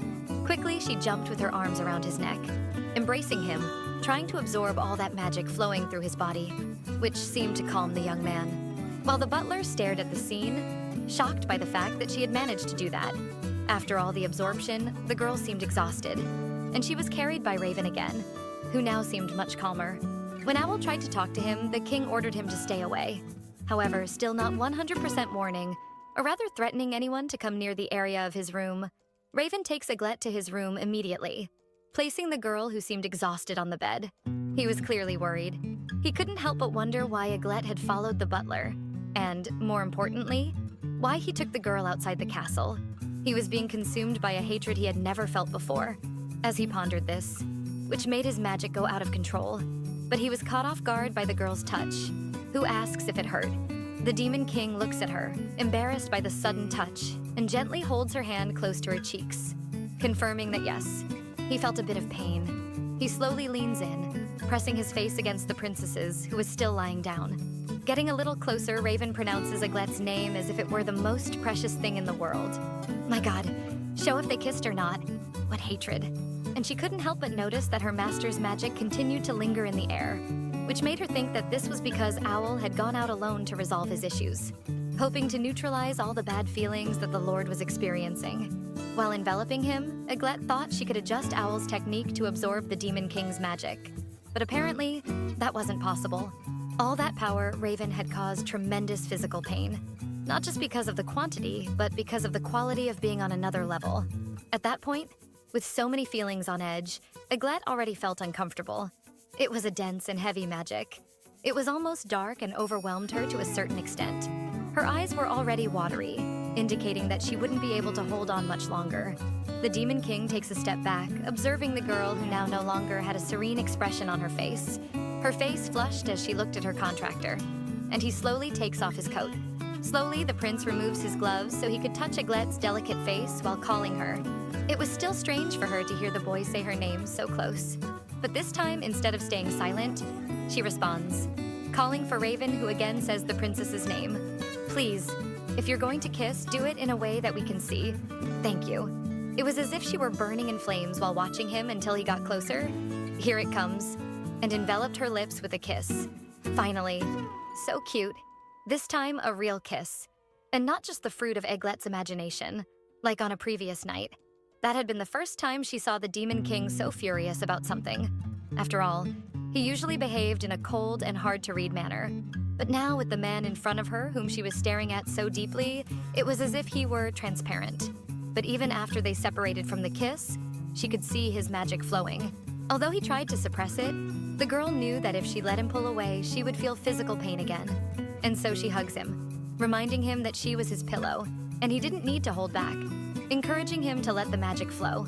Her words and gesture leave the king stunned, but even so, he obeys, enveloping the girl in a magical embrace to feel a bit of relief in his body and heart.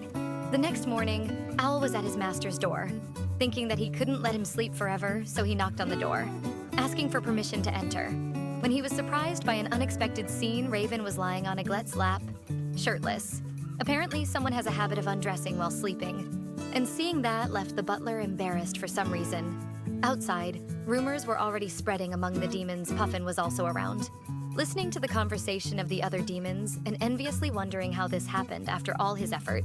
After that night, the girl returned to her crochet activity. While the Demon King yawned, lying in her lap, while reviewing some documents, Eiglet had no idea how they had come to be so close. But sometimes she caught the boy peeking at her while she knitted. It didn't take long for him to fall asleep, as if Eiglet had some kind of enchantment that magically put him to sleep. If you stop to think, her new master was like a cat, because his hair was soft and he had large horns which reminded her of ears. Ever since the princess prevented the king from going berserk days ago, she noticed that his behavior had changed a bit, even though he had already been acting strangely before that. But now he was always calling for the girl, asking where she was going and requesting that she stay by his side. She just hoped that this behavior wasn't a consequence of her having absorbed too much magic from him. Now Raven followed her wherever she went. And since Owl was starting to complain that the boy wasn't doing his work anymore, he decided to spend a good part of his time in the boy's office. He suddenly wakes up and asks what was wrong with Eiglet, who was looking at him in a very strange way. Laughing because she was thinking just that, she simply replies that the children would arrive at the kingdom soon, so she needed to go. This makes Raven sulk, as he didn't want to be separated from his beloved. Reluctantly getting up and sitting at his desk, it doesn't take long for a little boy to enter, accompanied by the girl whom Eiglet rescued the doll from another day, asking her to teach them how to knit again. Sitting on the carpet, Eiglet shows the children how it's done. Raven carefully observed their interactions. For him, it was good that Eiglet wasn't leaving his side as much as she had been doing lately, but her attitude remained the same. He watched how happy she was interacting with the children, reflecting on how the girl acted so coldly towards him. He didn't know where he was getting that from. In fact, since the day he almost lost it because she left, she hadn't bothered to say his name out loud anymore. The children noticed the change in the atmosphere and questioned what was wrong with the Demon King. It was as if he were covered in a dark aura. Eiglet had already noticed that this had become a habit and was happening again, so she asks if maybe he didn't like children very much. Hearing this, the little girl runs towards the Demon King's desk. She extends her hand with 2 flowers for him. She had made them with Eiglet's help and seemed quite proud. But Raven stares at her in silence, not understanding what she wanted. Awkwardly, the girl apologizes for bothering him, but she didn't want him to hate her or the other boy who was with her. Both Eiglet and the child watched her attentively, and her sentence makes Raven's eyes widen, and he expresses a brief smile. Before taking the gifts from the girl's hand, he observes the small flowers and compliments her for being very pretty, making a point to comment that they matched him. His reaction surprises the little girl. However, before she could say anything, he explains that it wasn't enough, leaving the little one confused. He gets closer to the girl, explaining that it wasn't enough because he wanted them to make a few more. Eiglet observed his attitude with the girl, which made her think that maybe he did like children and was irritated about something else. The gaze of the two ends up meeting. He looks away, embarrassed. This makes Eiglet feel shy too, not knowing exactly why. She didn't know how to behave. Seeing Raven interact with children was very cute, and she had no idea he could behave so well around kids. The little boy calls her attention, asking for more guidance on his knitting, and she pretends to be paying attention to help. After a while, the atmosphere in the room returns to normal, and Owl arrives with his tea cart. He tells the children to return to their tasks for now, and not to disturb the Demon King. Then they happily say goodbye to Eiglet, and politely ask the princess to teach them more things the next day. With them alone, Raven tries to get closer, sitting next to the girl, and asks what they had been working on all afternoon. To which Eiglet replies that she noticed her master's horns were getting caught in the sheets and sometimes even tearing the pillowcases. So she wanted to make a kind of cover to help. The boy exclaims, asking if that frilly thing was for him. And Eiglet confirms, somewhat embarrassed. Seeing the boy deep in thought, she didn't know if she had gotten the gift right or not.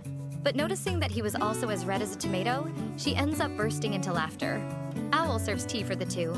While the girl announces that it was ready, her master tries the gift and asks the butler if he liked it. Poor Owl, not in all his long life had he ever imagined seeing this scene, and ends up spitting all the tea in shock. But he is reprimanded by the Demon King, who tells Owl to compose himself. Meanwhile, in the middle of the forest, Puffin was reading a kind of paper with a sordid plan. She was willing to do anything to harm Eiglet, and if she couldn't do it directly, she would kill her, and then find a way to make it look like a simple accident. The butler then hands a bag to Eiglet. It was full of coins, and he explains that it was her salary for the month worked. Upon seeing that amount in front of her, the girl is shocked, as she could buy anything with that money. Sometime later, she asks Raven if there was a little shop nearby, which he confirms, and then asks for his permission to go shopping. However, the Demon King explains that if she needed anything, he could take care of it. But the girl approaches, excited, explaining that she wanted to go alone because she enjoys shopping. His response makes the guy sigh, but he allows the princess to go out, just asking her not to go alone. Then the girl heads to the castle's shopping area, which was always crowded after all. The Demon King's castle housed both Raven soldiers and common demons. Eiglet was amazed by so many stalls. When she found the stand of the items she was looking for, she was sure it would be there. But she hadn't gone before because she didn't have any money to spend. Now, the situation was different, and she had so much money in hand that she didn't even know where to start. So, she decided to focus on weapons and armor. But she also wanted to see the magical items. Because inside the castle, she wouldn't be able to practice using magic on other people. While she was looking, Puffin was following her. Who thought the human was locked in the king's office without being able to leave? But now wondered what the girl was doing. That's when she saw a scene she literally didn't expect. Eiglet was holding a sword from the sail, making Puffin wonder how the girl could do that, considering it was a very heavy weapon. After all, she was just an ordinary human. The general runs towards her, determined to eliminate the girl, believing she was an imposter. The protagonist had no idea of the danger and continued looking at the weapons. However, suddenly the crazy one knocks Eiglet to the ground. She shouts at the princess, reprimanding her for her actions, and tells Eiglet to look her in the eyes, but the protagonist was completely distracted because she had found a very special item. Eiglet was excited because it was made of the main material of the synthesis weapon she used to like, and that's why her eyes were shining.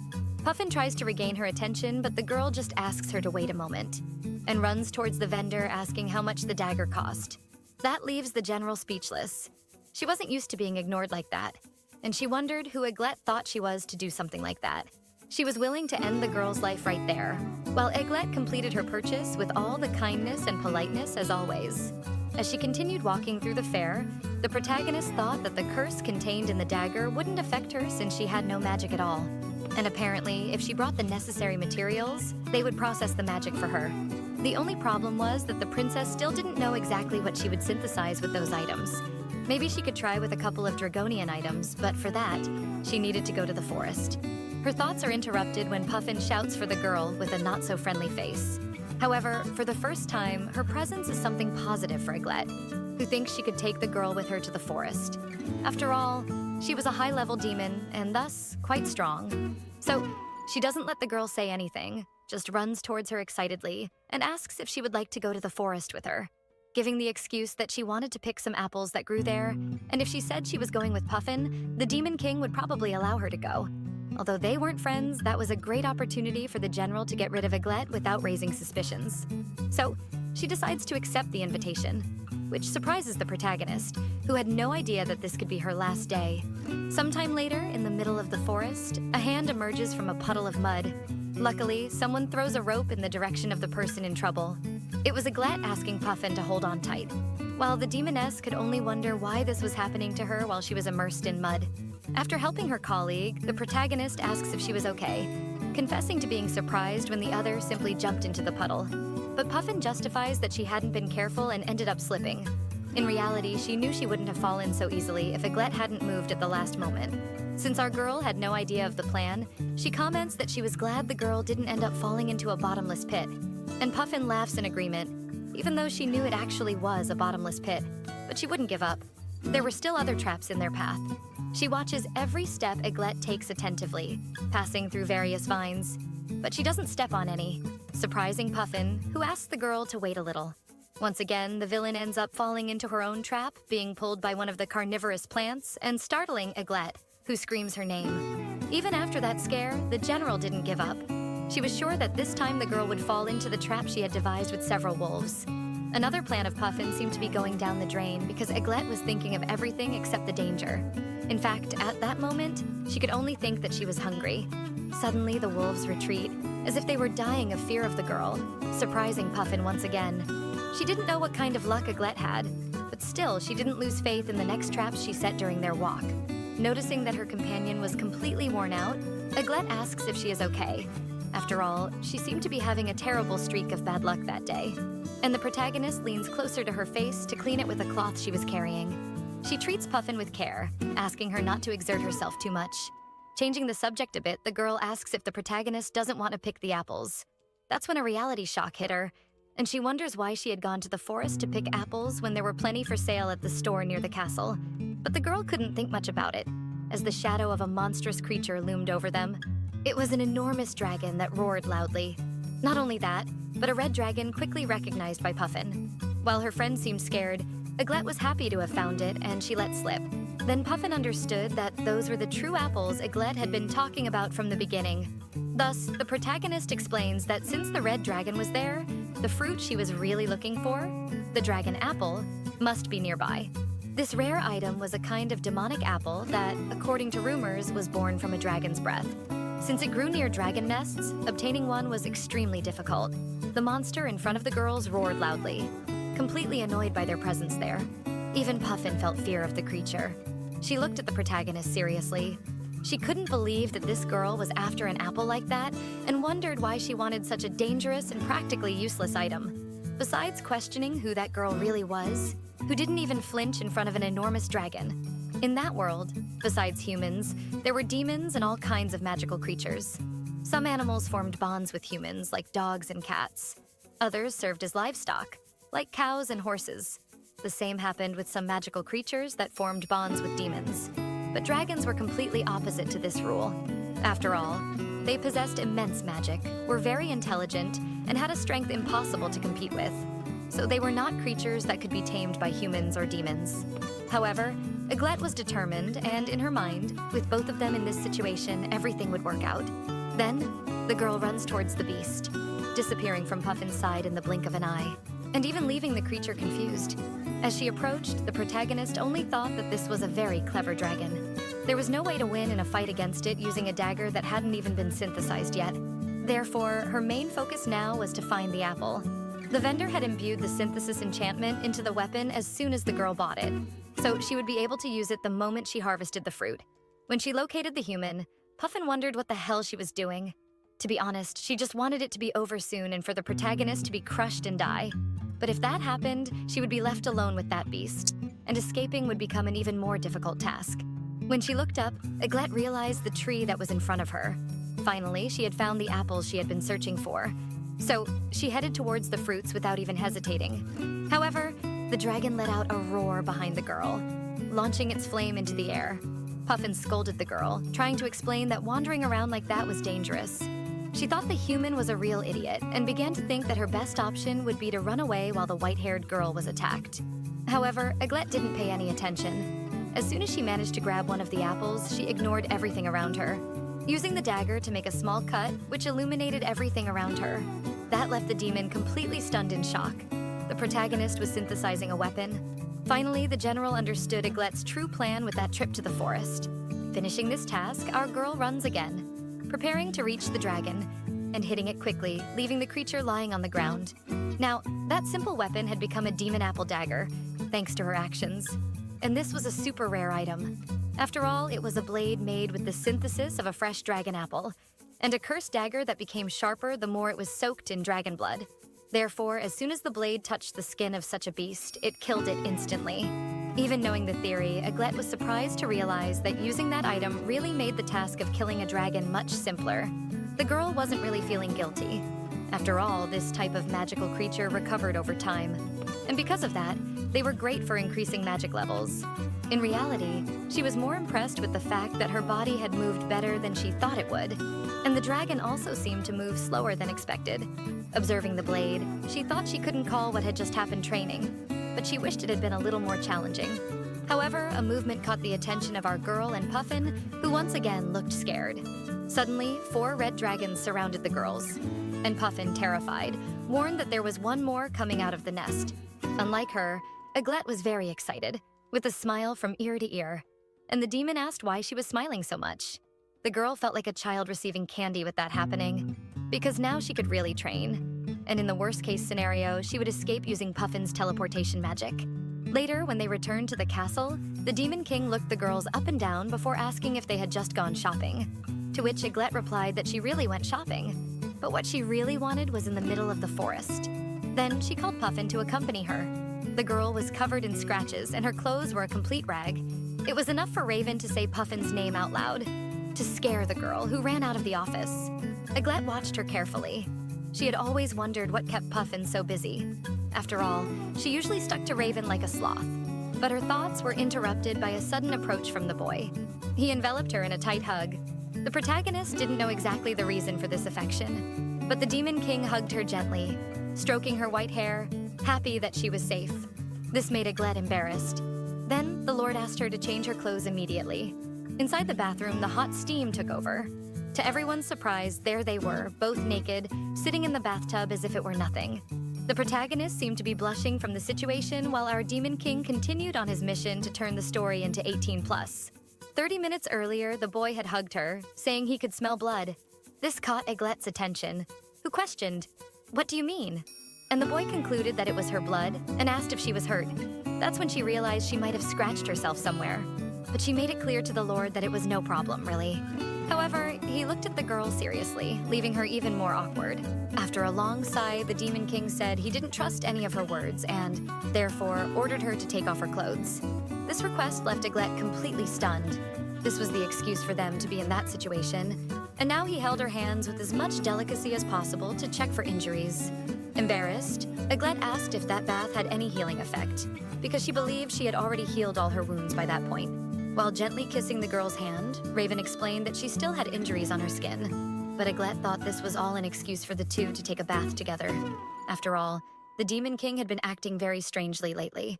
Even the way Raven expressed himself was kinder and sweeter.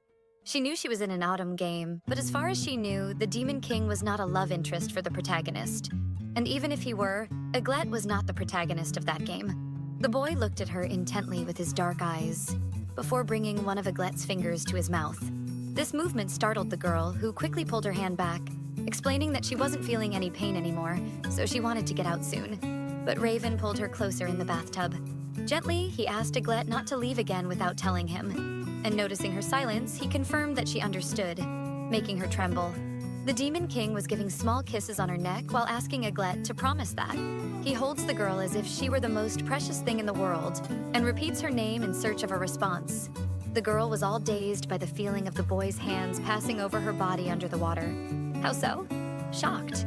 The poor thing, looking like a bell pepper, can only manage a desperate okay. Even so, the boy insists that she promise, and so she does.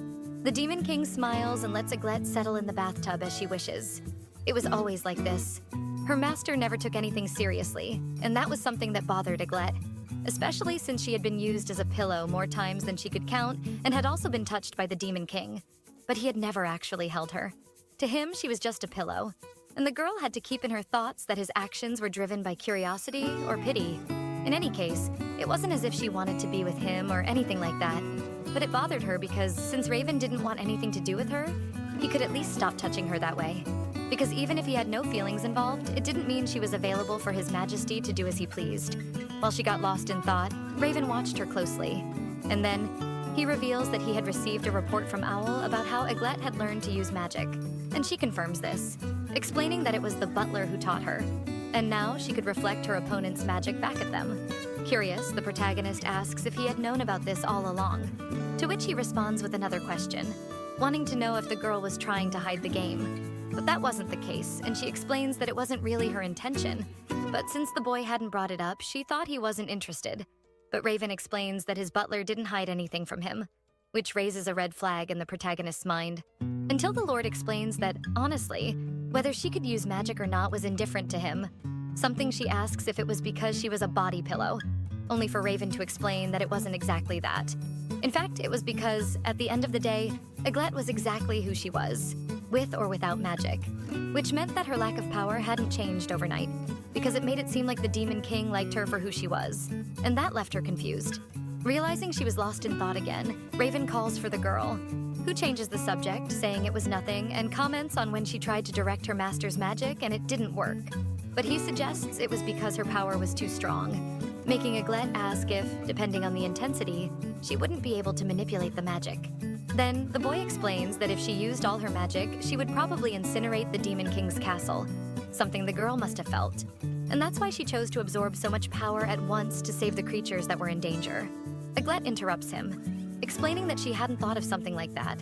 But Raven explains that some decisions come from the unconscious. Besides, he knew her well enough by this point. However, if she ever needed to, she would be able to use the same magic as him. This makes Raven explain that if she were by his side, he would give her all the magic she wanted. After all, he didn't need it. Even so, she contests. This is enough to make the Demon King very happy, agreeing with the girl. Later, when they were lying in bed, Eiglet informs her master that she dealt with the red dragons, and the mention of the multiple creatures piques Raven's interest. So she explains that she synthesized a weapon and ended up creating the apple dagger, and decided to test it. It took a while, but the guilt began to weigh on Eiglet's shoulders, who questions if she had done something terrible. Trying to ease her guilt, the Demon King suggests that they both go for a walk and take a look at the state of the red dragons. Leaving the room, the Demon King puts on his gloves to get ready. He was already completely dressed to go out with the girl, who finds him peeking at the horizon through the window. Upon noticing her presence, Raven asks if she is ready, which the girl confirms, now wearing a more delicate outfit. As usual, the Demon King holds her in his arms, and despite how often he did this, Eiglet couldn't help but feel embarrassed. The boy informs the butler that they are leaving, and Owl asks them to be careful. Thus, the Lord uses his wings to carry the girl. While they flew, Eiglet watched him closely. During the bath, the Lord had said they would visit the dragon's nest that day, a scene she couldn't get out of her head. But the girl didn't know exactly what he meant when he invited her. After all, he even had Owl prepare lunch for the two of them. In the midst of his thoughts, the Demon King announces that they were about to land. They carefully touch down on the ground, and soon they come face to face with a dragon apple. It was then that the princess realized they were in front of the same tree she had encountered before, which meant this was the place where the girl with white hair had taken down all the dragons by herself. Suddenly, they come across 3 enormous creatures, and just their presence makes the protagonist reach for her dagger, ready to attack if necessary. However, Raven steps in front of her, asking the dragons if their boss was around. One of them approaches, commenting that it had been a while since he last saw the Demon King. Seeing that giant creature in front of her was terrifying. And the dragon comments that the boy took a long time to show up, but he was lucky to have arrived just after they were reborn, referring to Raven as the incredible Demon King of that era. The scene leaves Eiglet speechless. How could those creatures talk?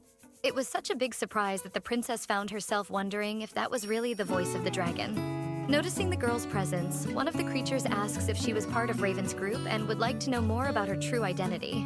The Demon King answers the first question and explains that she was actually the princess of the sacred kingdom of Pitterix, which piques the dragon's curiosity about the girl's name. She is introduced as Eiglet. The creature repeats her name a few times, until the image of a woman with pink hair comes to its mind. And the creature thanks her, referring to Eiglet as the daughter of Princess Toki of the White Heron. This confuses Eiglet. So she asks what exactly she was being thanked for. Before she receives her answer, Raven interjects, explaining that the red dragons were high-level magical creatures, and although few people knew this, they could communicate. And because they were very proud creatures, they didn't usually do so with just anyone. The dragon justifies this by stating that their race always sought the strongest and had no interest in alliances with weak people. This is because, for the red dragons, death was just a part of their natural cycle, which meant that, just like in the game, the red dragons there were also almost immortal. However, the chief explains that since no one else had come after them to hunt them, they ended up aging. And thanks to Eiglet having killed them, their entire clan could be reborn in that way.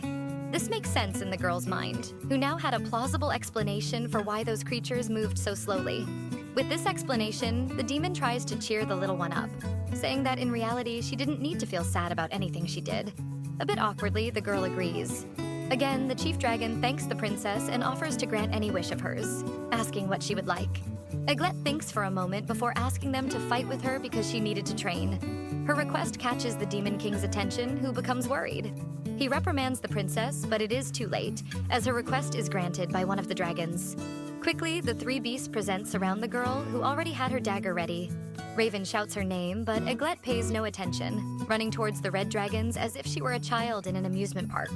He remains alert to all the girl's movements, but he is called to attention by one of the creatures that was not involved in the fight, commenting that it was the first time he had seen the king so excited, despite him denying it and trying to change the subject by explaining that Eiglet had been born without any magical power, and that was why he wanted them to take it easy on her and not hurt her.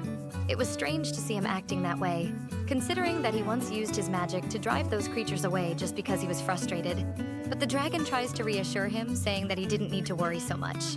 After all, the girl was quite strong. And the dragons explain that the girl had slipped off the cliff. He barely managed to finish his sentence before the king rushed off in search of his princess. Eiglet was falling freely, desperate about what could happen. It was almost embarrassing that she got so distracted by the fight that she ended up falling off a cliff without realizing it. While falling, she wondered if this would really be her end, ready to say goodbye to her reincarnation. But she wasn't that worried after all. Maybe she would just reincarnate again and live that life from the game once more. However, before she hit the ground, she was caught by a surprise. It was Raven, carrying her in his arms with a worried expression. While Eiglet's eyes remained closed, fearing that scolding how, he calms down upon noticing the girl's expression and only asks her to try to be more careful next time. The protagonist opens her eyes, realizing that her boss's concern is genuine. And then she apologizes for the way she acted. Meanwhile, elsewhere, a woman had a sour expression and was staring at a large red dragon that was trapped in a cell. Sometime later, Eiglet offers a bit of tea to the Demon King while they eat in the garden. The girl savored a sandwich, probably made by Owl, and the Demon King couldn't take his eyes off her, watching how she got messy while eating and licking her lips in a failed attempt to clean herself. Raven was watching her intently until he decided to approach, using his hands to wipe the dirt from the girl's cheek. But that was enough to make her blush and feel awkward, especially seeing the Lord lick his own bread-stained finger. Her face began to burn. She didn't know why she had done that. Of course, the sandwich was tasty, but that was too much. Noticing the way he was looking at her, the young man asks if there was a problem. And the princess is completely at a loss for words, thinking that he was becoming more attractive as the days went by. In any case, the girl shrugs, explaining that she was like this because he had touched her so suddenly. But Raven takes the opportunity to make a pun, stating that it was a bit late for her to act that way over a simple touch. Not that he was wrong. However, this kind of situation had never happened before between the two. In fact, more dubious things had already occurred, which made the girl wonder if this was normal behavior for her master, recalling when she met Puffin, and how Raven was right to say that she wasn't his girlfriend. Still, the two seemed to be quite close, so Eiglet decides to take a chance and asks what kind of girl Puffin was. The mention of his commander is a surprise to Raven, and realizing the blunder he had made, the princess changes the subject, saying it was nothing and could be left alone. The young man explains that she was the type of woman who led the special task force of the demon army, which was not a satisfactory answer for Eiglet, although she didn't say that out loud. Raven thinks for a moment whether he should say more or not. Then, he makes it clear that she was one of his most loyal subordinates, just like Owl. This last part resonates in the protagonist's mind, who continues her barrage of questions, wanting to know if Puffin liked the Demon King. Only for Raven, this was very simple. No one in the castle disliked him. There was such confidence, changing the subject a bit, he approaches the princess and questions why. After so long working for him, she still called him by his title. After all, Eiglet knew his name, and he confirms that, making the girl repeat out loud, "Raven," to which he responds with a, "That's right, Eiglet." She was already used to feeling awkward next to the young man, and couldn't help but notice how different his personality was compared to what was shown in the game. Earlier, when they were still in the forest, Raven spoke with one of the creatures that had mentioned something about a dragon captured by humans. And the monster confesses that he shouldn't have brought up the subject with the Demon King, but he knew that he was waging a war against humans. And if he knew anything, he would like his troops to go after the red dragon. Reflecting on this now, the protagonist realized that to capture a dragon, it would have to be humans from the kingdom of Terex. In the meantime, Puffin was prowling around the castle while thinking about how dangerous Eiglet was, especially since even high-level demons were afraid of dragons. Moreover, if she was indeed a human, she represented a threat to the Demon King. That made her seethe with rage. She couldn't conceive the idea of some random human getting so close to her lord. Memories of her childhood come to mind, and Puffin remembered that she had always heard that the Demon King was someone frightening. But when he saved her after she was captured by humans, his eyes seemed lonely.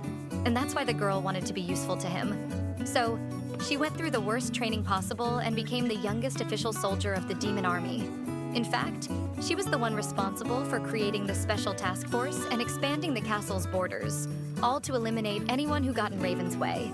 From the very beginning, Puffin's mission was to do everything possible to be useful to her master. But now, even Owl had been deceived by that human, leaving Puffin completely abandoned. In the end, he knew nothing about Eiglet. They had told him she was human, yet Owl refused to speak more about her origin. Therefore, he decided to mingle among the people, and by chance, he came across a group discussing how the Prince of Piterix was looking for a girl with white hair. One of them commented that the girl had tried to kill the queen, and the other affirmed that the soldiers could only talk about that, searching for any clues. Meanwhile, inside the castle, Eiglet's stepmother observes her new prey. It had been almost 2 months since Eiglet had disappeared from there. She clearly remembered her being taken by the Demon King, and at this point she presumed that her stepdaughter must already be dead. But until she could see her unconscious body with her own eyes, she would not feel peace. The woman is called by one of her subordinates, explaining that someone was asking for an audience with the prince, and Maina questions what kind of matter they would like to discuss. Then the young man explains that this person claimed to have seen the woman with white hair that the prince was looking for, and this news shakes the woman. She smiles upon concluding that her stepdaughter was indeed alive. Happy with the news, Maina states that she would take care of the matter. After all, her son was very busy. Allowing the subject to enter, the guards shout for him to kneel, informing him that the queen had granted the audience. A hooded lady bows to the queen, who asks if she is the person who saw the woman sought by the prince. Finding a traveling witch was at least unusual, and Maina asks for the person's characteristics about her age and body, to which the woman replies that she was probably at the end of her teenage years, and was a girl with long white hair and golden eyes. These characteristics make Maina's eyes widen, and she shouts for her to tell everything about this person and lift her head, something Puffin does with pleasure. Meanwhile, far from there in the Demon King's castle, Eiglet had no idea what awaited her. 2 demons walking through the palace commented on how the human army had not made any more attempts to attack lately, which was indeed strange, as they had always been so brave. And one of them wondered what had happened, but deep down they didn't care about humans in general. And speaking of humans, something his colleague confirms, assuring that he was referring to the girl who was always with the Demon Lord, although he didn't know why she was a princess. Stopping to think, even Owl had called the girl that, which makes him suggest that perhaps she really was part of the monarchy in the human world. But getting back on track, one of the guys asks what happened with the protagonist, and his friend reveals that something happened the other day after his training. He was sitting on a bench, recovering from the pain of the training, when a shadow blocked his light. It was Eiglet, asking if he was okay, or if he had hurt himself. When he realized she was a human, the boy changed the subject, saying it was nothing. However, the girl seemed quite worried, saying that if he had really hurt himself, it was better to treat it quickly. And careful as she was, she made a point of bandaging the fighter's arm carefully. Interrupting the story, his friend mocks him, asking if it was at that moment that he fell hopelessly in love with the girl, which the boy says would never happen. However, he confesses that after that incident, he started to think that humans like her really existed. The Demon King, who was passing through the nearby corridors, ends up overhearing part of the conversation, in which one of the boys reveals a rumor about someone being in love with the princess inside the castle, which surprises his friend. In his office, Raven reflected on the events from earlier. So there was someone in his own house in love with Eiglet. Unfortunately for him, he couldn't hear the person's name. However, he was immersed in his thoughts, wishing to know who could have gotten so close to Eiglet that they fell in love. After all, the girl wandered around everywhere, had already participated in training with the soldiers. She helped the staff in the cafeteria, and even interacted with demon children and their parents, which made the list of suspects very extensive. Thinking of the girl this way made the Demon King's blood boil. After all, the princess was naive. She was not used to that world and trusted any demon too easily, besides being someone soft and involved in various matters. Even so, it was very difficult to read what was going on in the girl's head. and sometimes Raven felt as if she would simply disappear into thin air whenever he looked the other way. When they met, he thought she could be interesting. After all, it wasn't every day that he found a hidden princess without any power who was very different from him, since magic seemed to be just waiting to jump from his body. But before he could realize it, there she was, enchanting him while calling his name. Just remembering the girl made the Demon King feel awkward. His session of thoughts is interrupted by knocks on the door. It didn't take long for her to notice the frown forming on the Demon King's face, and then she asked what had happened. She approached, measuring the boy's temperature, commenting that his face was very red and seemed to be feverish. Teasing her subordinate, Raven questioned what she would do if he were really sick and secretly wondered if she would also be kind to him under those conditions. But to his surprise, her answer was that she would have to take a break from her duties as a body pillow. Instead, she would discuss and take care of the king. After all, she might not be his pillow, but she could lend a hand. Kind-hearted, Raven took the girl's hand to give her a kiss, explaining that she didn't need to do anything for him, at least nothing beyond staying by his side, which was enough. Their moment is interrupted when Owl enters the room, informing that the human army was advancing toward the castle. Therefore, the king stands up, saying he would take care of it. Before leaving, he makes a point of asking Eiglet to stay in the room, where she would be safe and sound. And the girl agrees, asking her master to be careful out there, even though she hadn't heard the entire conversation of the two guards earlier. Meanwhile, sitting alone in the office, the girl worried about the advance of the human army, especially since even if the saint didn't show up, that scenario could become the stage for a war. She knew it wasn't that simple, but she wanted a way to stop so many conflicts. Deeply, she wished she could make the Peterix kingdom stop attacking demon territory. But to be frank, she was just a little girl who kept running away from problems. Her solitude ends when Puffin enters the room with her usual unfriendly face. She surprises Eiglet, who quickly asks what had happened and informs her that the Demon King had already left the room. However, the girl doesn't respond and just quickly pulls the human's arm, opening a kind of portal in the wall and throwing her without thinking twice. Eiglet falls face first onto the hard floor, crashing into a huge blade and questions, "What the hell is happening?" She was being subdued by some guards with very unpleasant expressions. Noticing the emblem on the armor, she concluded that they were soldiers from the Peterix kingdom, and in front of them was someone she knew very well. It was her brother, celebrating the fact that he had finally found that fugitive. Eiglet couldn't believe that this was happening. Next to the boy, the lady she had met with Mena earlier asks if that was the girl he was looking for, which Heron confirms. However, he points his sword at the old woman, saying that she had done a great job in calling her a sorceress, but he quickly corrected himself, referring to her as a demoness. It was impossible that the boy had gone so far just to find his sister, but he was surprised that he had noticed. Shouting, the prince of the Peterix kingdom orders his soldiers to restrain the creature with a magical containment and to imprison Eiglet in the carriage along with her, because, according to him, their mother was waiting for both of them to return. Inside the demon's castle, when he returned to his room, Raven was surprised. He didn't find the girl sitting there, so he called her name after all. He had told her to wait. Eiglet's absence in the room left the boy terrified, especially since he clearly remembered telling her to wait there, just like her response, confirming that she would be waiting and asking him to be careful. The Demon King was already getting stressed because no matter how many times he warned the girl not to disappear, she didn't obey. It was then that he noticed a red stain in the air. As he approached, he concluded that it could be the remnants of a portal that had been opened there. But who opened this portal? After all, Eiglet was still not capable of such an activity. After feeling the magic a little more, he concluded that the only one responsible for this could only be Puffin. Meanwhile, in the human kingdom, Eiglet was thrown into a cell, just like Puffin, who was now assuming her original form. Her brother on the other side of the bars confesses that he didn't think the girl would still be alive, and apparently she continued to be a human being. But the princess was not one for beating around the bush and questions whether Heron intended to kill her. But the boy explains that her punishment would be decided in a trial, which was bothersome for him. However, until that happened, the girl would remain locked up there.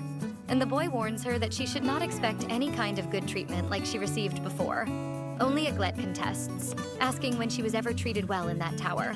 Heron replies seriously that his original plan was to kill the princess as soon as he found her, and she should be grateful to her mother.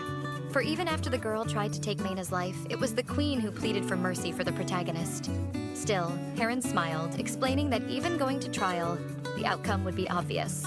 His words make the girl think that the original events of the game had not simply disappeared. So perhaps that world was trying to return to the path of the original timeline. sacrificing the princess, summoning the saint, and finally defeating the Demon King. With her trapped and vulnerable there, Heron turns his back, stating that fleeing from her destiny had not helped at all. And the girl asserts that she did it for herself. She was stressed. That was frustrating. And she did not understand the reason for her brother's treatment. Still, she knew she was not the same person she was on the day she fled the castle. Then, an idea popped into her head. She could absorb a bit of the magic from the people there and use it to her advantage. However, one thing held her back. The prison was entirely built from stones that contained the magic of the prisoners. In other words, she had no chance of executing her plan. Now that she had little to do, a question arose in Eiglet's mind. Why had the character been locked in a tower with magical containment even without having any magic? It was as if someone already knew that the girl could manipulate the power of a third person. A scream calls out from the girl. It was Puffin in her own cell, grumbling on the floor. Eiglet screams, asking if her friend was okay, and explaining that the place prevented the use of magic. But the demoness tells her to shut up, questioning why the girl was worried about her and revealing that she had betrayed her. Eiglet had no idea what Puffin was talking about. And then, the girl explains that she heard that the prince of the kingdom was looking for a woman with white hair and discovered that he was referring to Eiglet. And apparently, she was more than right. There was no longer any reason to hide this. After all, they were searching for the girl publicly to the point of it reaching the ears of a demoness. So, the protagonist concluded that if her existence no longer had to be a secret, they would surely kill her. Unintentionally, the girl with white hair comments that humans had gone that far just to end her life.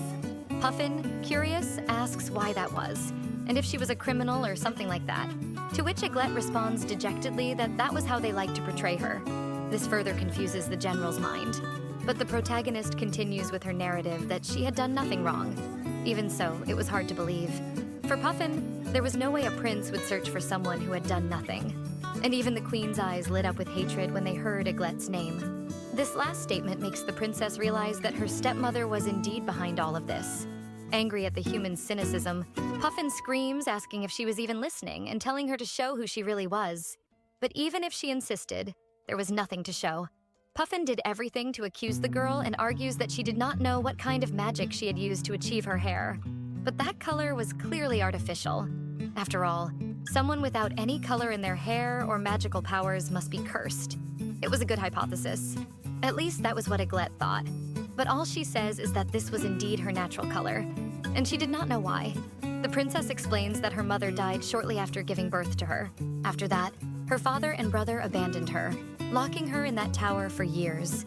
That depressing talk makes Puffin ask what she was talking about, as she was sure this whole story was meant to deceive the demon. This surprises Eiglet, who asks how Puffin knew that information. The girl explains that this had happened before she was born, but all demons knew the story, and that was why they hated humans, except for the Demon King, who did not share that same feeling. But of course, the girl preferred to keep that part to herself.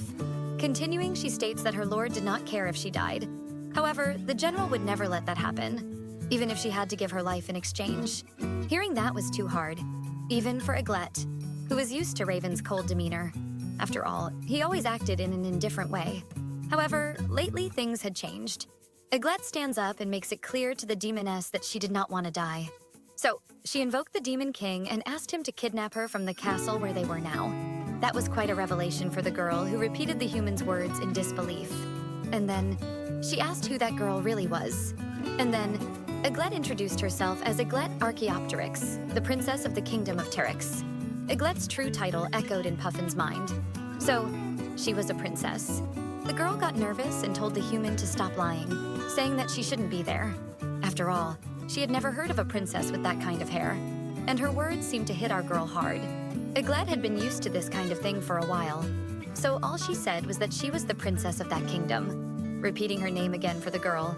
The story of the princess of the kingdom of Teryx, Eiglet Archaeopteryx, was known in the game. Basically, the girl had been born without any kind of magic, threatening the continuity of the royal lineage. At least until 6 months later, when a prince was born, celebrated throughout the kingdom, while the girl was completely forgotten and treated like a true curse. Eiglet explains that even with all this, her brother had been by her side most of the time. When they were children, the little one always looked for the girl, knocking on her door and calling her name. He used to go after the girl when there was no one else around to play with, and that made Eiglet's days much happier. When the boy discovered her existence, that began to become a routine in the palace. However, when his stepmother discovered his escapades, things changed. The protagonist explains that this did not only happen to him. In reality, anyone who was even slightly kind to her was replaced, and the person responsible for all this was about to enter the prison. Maina enters with a radiant smile, and she doesn't even bother to hide her face to confront her stepdaughter, who looks back at her, tense. Observing the adult woman in front of her, Puffin remembered the girl she spoke to in order to deliver Eiglet, but she didn't know why she had this persecution syndrome with the princess. Maina smiles, telling the girl that she'd been looking for her for a while, and asks if she has finally decided to side with the demons, questioning where she had learned to act that way, suggesting that it must have been an inheritance from her mother. The woman provokes, asking what exactly the deceased had taught her. With a challenging expression, Eiglet questions whether her stepmother really wanted her to die. After all, it had been she who set it up for them to think that Eiglet had tried to assassinate the queen. Maina hides behind her fan as always, laughing at the accusation and confirming it. Despite all the changes, over time, the girl knew that her brother did not go around accusing people without any reason. This was new information for the girl. After all, in the game, the character was supposed to remain a prince. Noticing her stepdaughter lost in thought, the woman tells her not to spend too much time reflecting on this, and makes it clear that she should be more concerned about herself, because the next day, she intended to expose her crimes in front of the entire population of the kingdom, and then she would be executed. This revelation makes the protagonist scream in surprise, but Maina continues her speech, trying to reassure the girl by saying that her death would not be in vain. In reality, it would help defeat the Demon King, and then it would be goodbye to Eiglet, since her last day there was approaching. Maina laughs with a devilish laugh in front of the still captive girl, while Eiglet was losing hope of somehow escaping that place. As night fell, the moon shone in the sky, and Puffin was already in a deep sleep, even in that cold cell. Eiglet, on the other hand, couldn't close her eyes and thought it must be a very difficult situation for her. Earlier, the girl had freaked out from being bored, throwing herself on the floor and all.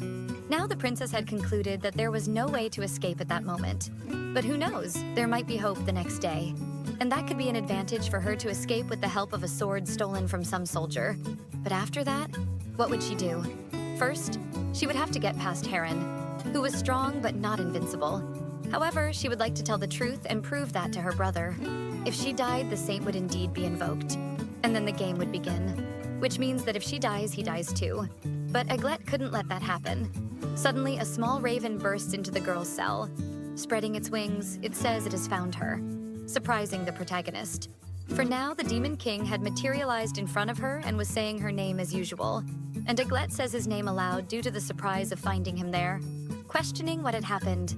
And he pulls the girl by the arm, firmly enveloping her in a tight embrace, which leaves Eiglet even more surprised and awkward.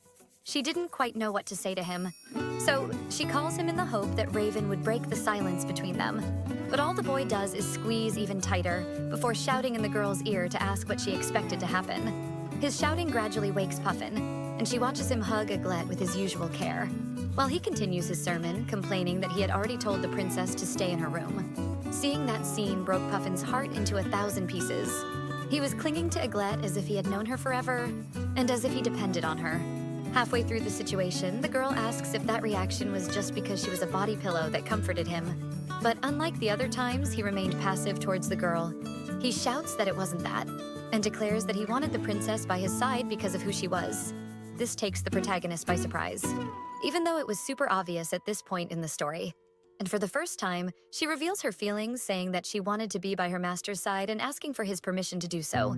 This is indeed unexpected, and all that affection makes Raven's cheeks turn red, before he responds that of course she could do that. The girl explains that to be by her master's side, she had to resolve some issues first, but he asks her to leave that in his hands. Raven sighs, tired of the stubborn way the girl had, but allows her to do as she sees fit, on the condition that if things got too serious, he would intervene in the situation.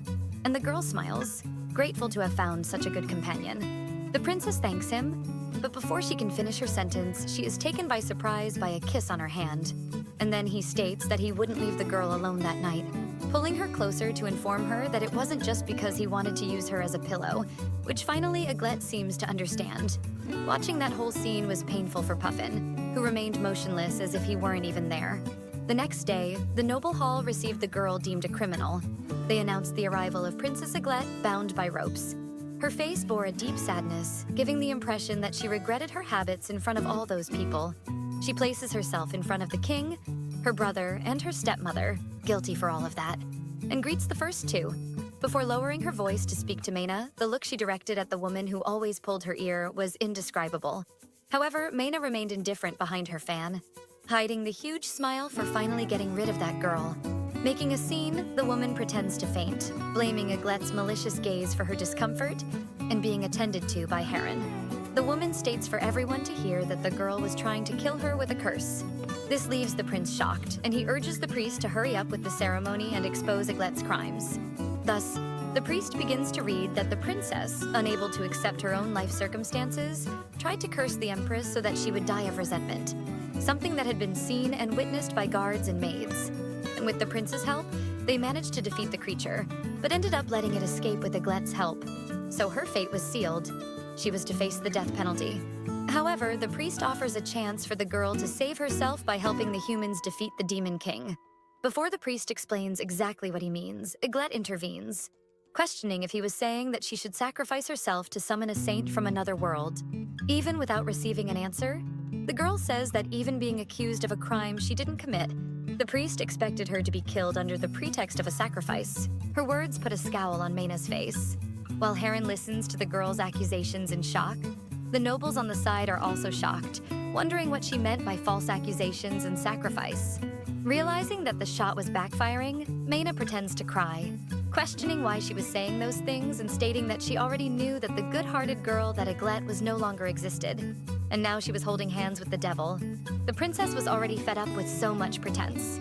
Quickly, she asked for her husband's permission, Eiglet's father, to do what needed to be done. According to her, the only thing that could save the girl was the flames. However, her wife was definitely not there, and orders her subordinates to bring the flames to the location. When the door opens, both Eiglet and Puffin look at what awaited them with tension, and a huge dragon enters the place.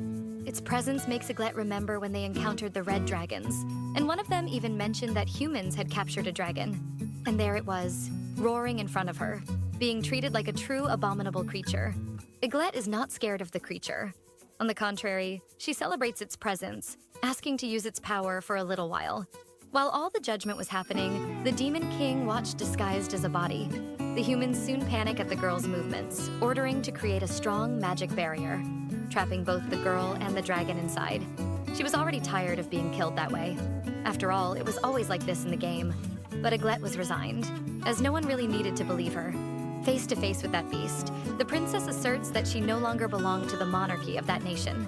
Her words leave the king horrified, and the stepmother stares at him, trying to understand what he will do. Thus, the emperor, who should care for his own daughter, gives the orders for his men to contain her, shouting that they should purify the royal blood that had been touched by the demon. This makes the dragon roar, and Puffin throws herself in front of the girl, forming a shield to protect her from the dragon's flame. However, a simple roar is enough to make this magic crack. All because the demoness had used too much of her magic in prison, and now she had little power left. It doesn't take long for the shield to explode, throwing both Eiglet and the general against the containment wall. And the impact helps the MC to free herself. She helps Puffin, who is injured and exhausted. Crying, Puffin says that all of this was because the Demon King was desperate to be by the girl's side. Eiglet looks deep into Puffin's eyes, making the girl stop crying. And she stands up, determined to end all of this. The humans outside were shocked by the fact that the demoness had protected the princess, and although they couldn't hear the conversations happening inside the barrier, they concluded that the girl was indeed holding hands with the demons. Meanwhile, Mena watched the whole situation filled with hatred, as things were not going according to her plan. In reality, the dragon was holding back for some reason. When she tries to observe better, the image she has of her stepdaughter is completely distorted, and the woman widens her eyes. But when she looks again, everything is clear again. Maybe she was just seeing things, but there was no denying it. Observing her stepdaughter, she couldn't help but notice something strange about her. Before, she was a shy girl who couldn't handle anything, but now she exuded coldness and anxiety, which reminded her of someone she knew quite well. Her mother, who came to Mena's mind in an instant on a day when they were both making flower crowns in the garden. The woman with pink hair gets excited when she realizes they have finished to show her friend. And Mena says that she was indeed very talented. That memory leaves the villain dazed. Of course, Eiglet was Ibis's daughter, but that still wouldn't change the fact that she had no power. In her mind, she hoped the girl would die soon when the dragon finally unleashed its flames into the air. But neither Eiglet nor Puffin were hit, as the white-haired girl used her powers to reflect the magic, catching her stepmother by surprise. The girl condensed the dragon's flames with enviable ease, closing her hands as if she were holding something. She still didn't have full control over the technique that Owl taught her, so she ended up sucking all the magic instead of holding it. But that was okay. The dragon in front of her claims that he would kill her with his next blow, just as she wanted, and Eiglet tells him to give it his all. The red dragon's eyes light up at her request. Then he unleashes all his flames in the direction of the girl, who quickly absorbs the power into a large magic circle, manipulating that ball of light with her delicate hands, and concentrating to hold it and not absorb everything at once. This time the girl manages to let a small magic ball form, and smiling, she warns that it was time to return that to the dragon. With her movement, the containment walls crack, emitting an immense light in the face of the monarchy, and leaving her stepmother completely floored. That seemed impossible, but there was Eiglet on top of a pile of ashes. The girl picks up the dragon egg that emerged from this battle, promising the creature that she would make sure to take it home as soon as possible. The Demon King, who was still disguised, flaps his wings, approaching to land on Eiglet's shoulder. Meanwhile, the nobles there observe the scene, shouting that the princess was now hand in hand with the demon and warning everyone to be careful. But the girl was calm and questions what the woman in front of her intended to do next, just staring at the completely lost and scared look of her stepmother. Eiglet now shows that she is no longer to be used as a doormat by them. Mena is so shocked that she ends up dropping her fan. That's because seeing that girl in front of her reminded her of her mother 37 years earlier. Mena and Ibis were born into noble families, very close to the crown. However, their families never got along very well. In fact, their own parents brought the two together with the intention of making them compete against each other for being the same age. On one of those days, Mena was finishing her studies, thinking about a magical formula that needed to be reversible, when she was interrupted by Ibis, who burst into the bookstore, shouting. With little patience, the girl asks if she didn't know how to knock on the door, scolding little Ibis, who at that time was only 6 years old. Still, Mena maintains a serious tone, asking what she would do if she had entered while using magic and saying that it was very dangerous to distract a sorceress. The pink-haired girl apologizes but justifies herself, saying that she hadn't sensed any magic emanating from the room. Her remarks left Mena stressed. After all, Ibis's magical ability was limited, but her instincts about this kind of thing were always right. A few years later, when the two entered the boarding school, they ended up sharing the same room. And despite their parents wanting to see them compete, they ended up becoming great friends. Mena asks why the girl was in such a hurry, to which Ibis replies that she had something to show. And then she pulls the little sorceress, because even though Ibis was a simple girl, she was also excited and very cute. When Mena turned 15, she was appointed as the queen's companion and escort. She was in a brief meeting, and the man sitting in front of her explained that the royal family had shown interest in the girl personally. They had heard about her school evaluations and also her ability to use magic. Because of this, she was a perfect candidate to become queen. Just that possibility made the girl shiver.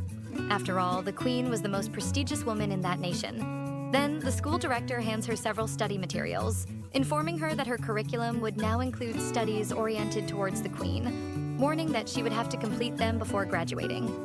Seeing her new assignments, she concludes that now she would only have time to eat and sleep and questions whether the lessons on spells and enchantments would continue normally, to which the gentleman confirms with the justification that she could not risk losing this chance for the daughter of that family. And then, the girl agrees. Her father always acted that way. It wasn't as if Mena had already lost in terms of her grades or magical powers, but still, he acted as if the girl wasn't enough, which made her wonder what exactly she was losing in comparison to Ibis. She was distracted in thought when she heard her name being called. It was Ibis asking why she seemed so spaced out, wanting to know what was going on in her mind. But Mena says she was just being thoughtful, unlike her friend, who never seemed to worry about anything. Her comment makes Ibis laugh and explain that her father and other close people always told her to try harder, but she knew she couldn't increase her ability to use magic. So there wasn't much point in stressing over it. Hearing the girl talk about herself like that motivated Mena even more because she thought she couldn't lose to someone like her. Over time, rumors about Mena becoming the next queen began to surface at school. Of course, it was no surprise. However, they had never heard of a queen with as much magical power as the girl. There were even people who thought it would be better to make her the sorceress of the royal family. In fact, there would surely be someone better to serve as queen. and that someone was Ibis, who was animatedly chatting with a boy. As soon as she notices her friend's presence, she calls her excitedly, and Mena greets the prince politely, who feels awkward because he hadn't gone to their school to meet his future bride, but rather to talk to Ibis friendly. The girl explains that they were discussing a new magic formula, and Mena asks if her friend had developed another spell, despite knowing that she was basically useless, but this time the young lady was more than excited. According to her, with this enchantment, even people with low levels of magic could use powerful spells, and this takes Mena by surprise. A good example is that someone like her could use spells just like Mena, and thus, those who had problems due to low magic could cast strong spells. The idea was that this would also contribute to the field of medicine in the future, claiming that she would make a great queen, and this sentence makes Mena freeze. When she arrives home later, Mena is greeted with a slap directly from her father, who is yelling at the girl for letting the place of queen be stolen from her and how useless she was. In the end, the king chose Ibis as the queen of the sacred kingdom of Piterix, leaving Mena as a mere concubine. Every day she wondered why the king chose her. After all, now her life made no more sense. She had spent years fighting for something in vain, while Ibis had done nothing to deserve it. She was better than the girl in many aspects. Furious, she thought that Ibis should be dead, and yet she still managed to get in her way. Then Mena pulls out Heron's sword, which makes him scream, asking what their mother was doing, charging at Eiglet. However, the Demon King spreads his wings, commanding her not to move, deflecting that terrible sword and knocking the stepmother to the ground. The wings covered Eiglet like a shield, frightening everyone around. He then takes his original form and says that this human was truly despicable. How dare she try to touch Eiglet? Everyone noticed those huge horns and the intense magical power flowing from Raven's body. The woman watches in astonishment, asking why he was there, while the Demon King embraced Eiglet as if she were a cherished jewel. The girl scolds him for revealing his true identity, and he apologizes but explains that he couldn't just stand there, watching everything happen without doing anything. The nobles present in the hall soon create a commotion, saying that a demon had appeared and that he was actually their king. Heron moves towards his mother, ready to defend her. Pulling the sword that the demon lord had plunged into the ground and determined to reach him, he states that he wouldn't let Raven do whatever he wanted there. The Demon King watches the two attentively, when he noticed something very familiar in Mena. A flashback of the younger girl comes to his mind, revealing that she was a human who had made a pact with the demon years ago. Then he says that he finally remembered addressing Mena to confirm that she was indeed the girl he had encountered many years ago. However, the woman pretends not to understand, asking what he was talking about. Therefore, Raven states that she was the concubine who tried to make a contract with the demon to curse the queen of that nation, calling her a fallen dark sorceress. Hearing all of this, Eiglet is confused. She had no idea what Raven was talking about. After all, she had no knowledge of any curse regarding her mother. The image of the pink-haired woman comes to her mind, and the argument between the demon and Mena continues with Raven being sincere in saying that he never expected to see her sitting on the queen's throne one day. Mena is at a loss for what to invent, seeing that the king heard all of that. So she asks him not to listen to that demon accusing both him and Eiglet of conspiring against her. After all, her magical power represented a threat to both. However, the woman is reprimanded because Raven tells her to stop denying and admit that she had used all her power in the curse. Even though the color of her hair hadn't changed, she probably couldn't even use magic anymore. This mention brings memories to Mena many years before, when she was still a concubine. She was carrying the king's child in her belly, even before Ibis. Watching the interactions between the two, she wondered why her former friend couldn't bear a child. But everything made sense at that moment, especially since Mena was superior and would not accept losing to Ibis. What was happening was merely a mistake of the king, and she would approve of that. So, she worked on a powerful enchantment. Thus, the child she carried would be born without any kind of magic, and Ibis would die, for that baby would drain all her power. Furthermore, when that child was born, she would not live for long. Eventually, Ibis managed to get pregnant, but because of the curse, she died as soon as the child left her body. However, there was a small flaw in the spell, because Eiglet remained alive. In reality, she grew, becoming more beautiful with each passing year and absorbing the magic from the people around her. Heron was shocked by that revelation. It didn't take long for the priest to reveal the truth, shouting for mercy and explaining that he had forged this prophecy due to the queen's orders, using the excuse of a sacrifice. Desperate, Mena screams that Eiglet was a cursed child, a child who only survived by absorbing the life of her own mother, which made her a murderer. You could see the conflict in Heron's eyes, who was no longer so sure about his mother's sincerity. Still, the queen shouted, commanding him to defeat the Demon King and his own sister, who, according to her, had fallen into darkness. Raven, on the other hand, remained calm and began to explain the effects of the curse. Eiglet finally spoke up, asking if she really had killed her mother, but Raven hugged her even tighter, explaining that if she could absorb magic randomly, the entire nation would have perished long ago, so there was no need to worry. For even when she was a child, the princess did not harm anyone. Mena remained cold with her act and said that all this talk was madness, until the king spoke up, shouting Ibis's name. Sadly, he said that his ex-wife was already sick. Moreover, when alive, Eiglet's mother knew that giving birth would be her end. But she did not want Mena to have to bear that burden alone. She wanted to protect her, as they had always been together. With the birth of her daughter, Ibis wanted Eiglet to help Heron, the future king, so that the two could protect that kingdom together. The story seemed too moving for Mena, who asked what he was talking about, because if it were really true, it had gone down a terrible path, all out of jealousy. The realization of her actions finally fell on the shoulders of the protagonist's stepmother. Mena hated Ibis. She hated the fact that she was innocent and loved by everyone, but also that she was strong, unshakable even by her parents. And she always remained sincere, without many ambitions for power. Deep down, she wished the girl would stay that way forever. Eiglet had never seen her stepmother in that position, thrown on the ground, consumed by regrets. It was then that she realized her hair was becoming lighter, as if life was being drained from the woman. Eiglet asked what was happening, and Raven explained that she had made a pact with the demon and used all her magic to cast the curse on Eiglet's mother. And despite having tried to hide it all this time with the remainder of her power, it seemed she had reached her limit. Heron tried to approach his mother, but he hesitated. And having to act correctly as the heir prince, he ordered the traitor who tried to cast a curse on the royal family to be arrested. Thus, Mena was quickly taken away from there. After that, the king shouted for his daughter.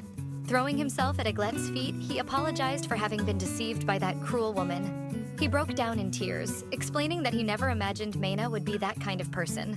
And his judgment of others' character was better when he was still with his own family. The monarch blamed Mena for everything, including Ibis's death. Noticing her silence, the king called for his daughter. But she didn't even know if she could consider him her father. After all, King Pitterix had never treated her that way. Before she could respond, Heron stated that it was useless. After all, the girl they were facing had been consumed by the Demon King and had fallen into darkness because of him. He concluded this because the previous battle with the dragon had likely been influenced by Raven. After all, his sister had been raised and protected in a tower with a locked-up princess. Deep down, Heron felt pity for her, because he knew that her life had only been that hell because of her mother. He shouted, asking Eiglet to hear his voice and remember the kind person she once was. The prince drew his sword, commanding the Demon King to free his sister. This request left the guy curious, and he was already preparing to use his magic. But he was reprimanded by Eiglet, who caught his attention. The girl positioned herself in front of her brother, repeating her words about how she fell into darkness. The girl moves the sword away, asking if Heron remembered the day he made a flower crown for her and how he praised her hair, saying it was beautiful, which made her very happy. The memory makes the boy smile, affirming that he remembered everything. However, Eiglet becomes serious as she says that despite this, he never believed her, even though she was the only support she had while she was trapped in that tower her whole life. So, if she had fallen into darkness, it was not the fault of the Demon King or even Mena, but rather her brother and also her father, who neglected her even knowing she was not to blame. Remorse hits him and he drops the sword to the ground, kneeling in front of Eiglet, feeling ashamed of his past actions. Eiglet knew her brother well enough to know he was stubborn, but she also knew he had a limit, and if she could touch his heart, everything would be fine. Still, she couldn't help but wonder if she really hadn't fallen into darkness. Because after so much suffering, she had found Raven, and now she was with him. Speaking of the Demon King, the boy asks if all that confusion was over and calls the girl to go home. This makes Eiglet smile, saying it was time to go. She gently holds her savior's hand. The prince calls out for Eiglet before she leaves, pleading for her to wait. But the girl was tired of waiting and even more tired of that family. So she is taken by the Demon King just like on the day she escaped. And her brother remains in shock, calling for her. The boy warns that when they return, she should be prepared, since she left without permission. Happy to be back in Raven's arms, she simply smiles in agreement. As they flew, Eiglet thought about everything that had happened up to that point. First, that after her accident, when she woke up, she had transformed into the character from the game. Then, she asked the Demon King to hire her, becoming his body pillow. The girl got used to living in Raven's castle. And then she was captured. So finally, she had to face her fate. And now, there she was, in the arms of the boy who always saved her. Noticing their looks, the Lord asks what was wrong. However, Eiglet smiled, explaining that it was nothing. Somehow, she felt close to the boy, and she knew that from then on, that would be her life. As soon as they returned, they were greeted by Owl, who bows to his master, happy that he is safe and sound, at least until he notices Eiglet's presence there. The girl thanks for the reception, but she arrives giving a task to the butler, asking if she could leave the children she was carrying in his care. The boy approaches to take a good look at the little ones, surprised to find a red dragon egg and Puffin in a completely unusual form. But Eiglet explains that the girl had used a lot of magic to protect her. Since they were in prison, she had her powers drained. But even so, she made sure to protect the girl. And Eiglet explains that, according to Raven, the form the girl took was a kind of defense from demons, as if it were a way to temporarily conserve energy. It was shocking for the butler to imagine that Puffin had protected that human. The protagonist, worried, asks if they would really return to normal. To which the butler explains that yes, but it would probably take some time. In any case, she is happy, being interrupted by Raven, who insists that he had already warned her, and that she should have trusted him. The girl even has to explain that it wasn't that she didn't trust him, but she needed confirmation from outside. Meanwhile, Owl watches them, still shocked by the fact that Puffin had succumbed to the charms of the human, just like his master. The butler calls the attention of the two to inform them that the girl's medicinal bath was ready, and he had also prepared a snack for the girl. Raven suggests they start with the bath, but Eiglet's stomach growls loudly, and she feels embarrassed, saying it was just because she had been locked up for a long time without eating anything. Then, Owl suggests they go for the snack. The interaction between the two makes the Demon King laugh like never before, finding the protagonist's reaction cute, leaving Eiglet embarrassed. And the girl tells him to stop laughing at her. The subordinate had never seen his master laugh so genuinely, and he hurried to finish preparing the meal. Already in the bathing room, Eiglet is embarrassed, staring at Raven. He turns to face the protagonist and asks what was wrong this time, leaning closer to her face and commenting that he was quite red. The girl even tries to respond, but she only thought that when her master warned her to prepare, she didn't know he was referring to this kind of activity. Raven calls her name, asking if now he could say who he really was after everything they went through together. This catches our girl off guard, at the same time not knowing exactly how she would respond to that, realizing that the sentence came out somewhat aggressive. The boy explains that it wasn't quite like that. It's just that he never imagined he would feel that way, revealing that at first he thought she was an interesting person, that he could kill her if she posed any danger in the future, but she always exceeded expectations. Moreover, she managed to free him from that terrible pain. Before he could realize it, he was completely fallen for her, watching her constantly while she laughed happily. Besides, he hated seeing her being kind to other people, and the fact that the girl didn't smile just for him, which showed how jealous he was in my opinion. He also hated seeing how indifferent she was regarding her own life. Eiglet listened attentively as the boy completed the sentence, saying that even so, it was he who couldn't bear the thought of losing her one day. Hearing the confession, the protagonist hugs him tightly, and finally confesses that she loved Raven. His words make him burn with passion. Lifting her face to look into her eyes, Raven confesses that he felt the same and loved her, and sealing this silent agreement with a passionate kiss. Unlike the other times they kissed, this time there was something more, because there was love. He gently lays Eiglet on the bed, and finally tells her that she belonged to him. Hearing those declarations coming from the Demon King's mouth was like a dream for Eiglet, and their kiss seems to last an eternity. When they separate their mouths, Eiglet is completely dazed, calling for her master breathlessly, and he does the same, quickly attacking her neck. The Demon King puts her back on the bed, and Eiglet begins to realize where she ended up, especially when Raven starts to take off his shirt. Eiglet observed every detail of his body, which, by the way, was very handsome. She was nervous because she had been touched before, but never held like this. Thus, she realizes that they will finally seal their love, which, obviously, the author left to our imagination. The next day, Puffin enters her master's office full of bravado, asking why he had chosen Eiglet after all, but is reprimanded by Owl, who asks if she was bothering them again. But the girl says she didn't do that kind of thing. With the changes in the story's development, Eiglet was saved. At least that's what they thought would happen. Heron bows in front of her, asking her to guide him with her strength, as she was the only one capable of defeating the Demon King. In front of him stood the Saint, destined to thwart Raven's plans, who had been summoned. Flashes of when Eiglet was saved by Raven, claiming that if she had truly fallen into the arms of darkness, it would have been because of her brother, come to light. And the boy screams, asking her to wait. Luckily, that had only been a dream. Heron stands up, still trying to recover from those memories. Since that day, he couldn't get his younger sister out of his head, calling for her in his thoughts as if it would help. And he blamed himself for that. After all, he had failed to notice his mother's mistakes, and therefore did not protect his sister properly. He was sure that the girl was being punished day and night by that abominable creature in the prince's eyes. However, he hoped that Eiglet could endure a little longer, as he would not give up on saving her. The problem was that to do that, he first had to defeat the Demon King. His daydreams are interrupted by some knocks on the door, and a girl with dark hair enters the room. It was Hibari, the saint, summoned by the boy. Worried because she heard his screams and imagined he was having a nightmare, Heron apologizes for having disturbed her, feeling awkward with her presence there. To him, that woman was the last hope he had to rescue Eiglet from the Demon King's arms. Of course, that wasn't a great guarantee, and didn't mean that Heron could fully trust her.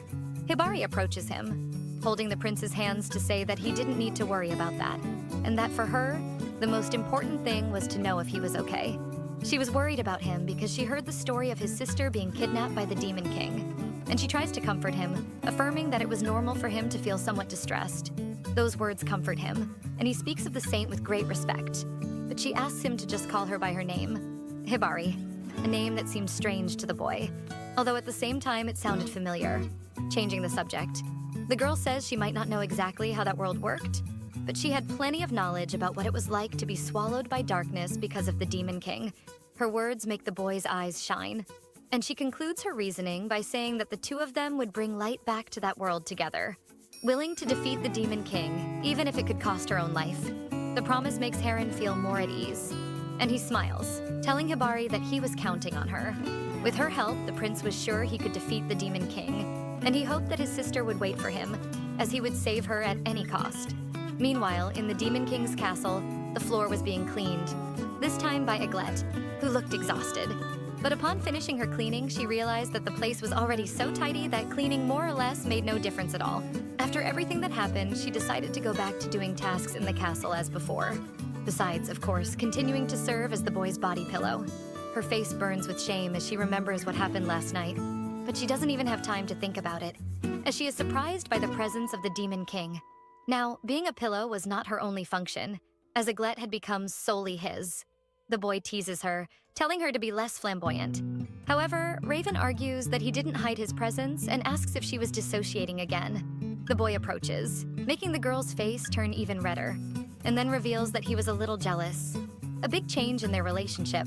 Eiglet even tries to disguise it, saying she was thinking that the place was already very clean, so scrubbing the floor was going nowhere. Ever since she became his girlfriend, things between them had been a bit more intense. And now that she stopped to think, Eiglet realized that the signs of the guy's interest had always been there. Returning to the conversation, the Demon King gets even closer, asking if the girl was lying to him. When he tries to stick to the princess's body, she becomes euphoric, asking him not to come any closer. After all, her hands were quite dirty.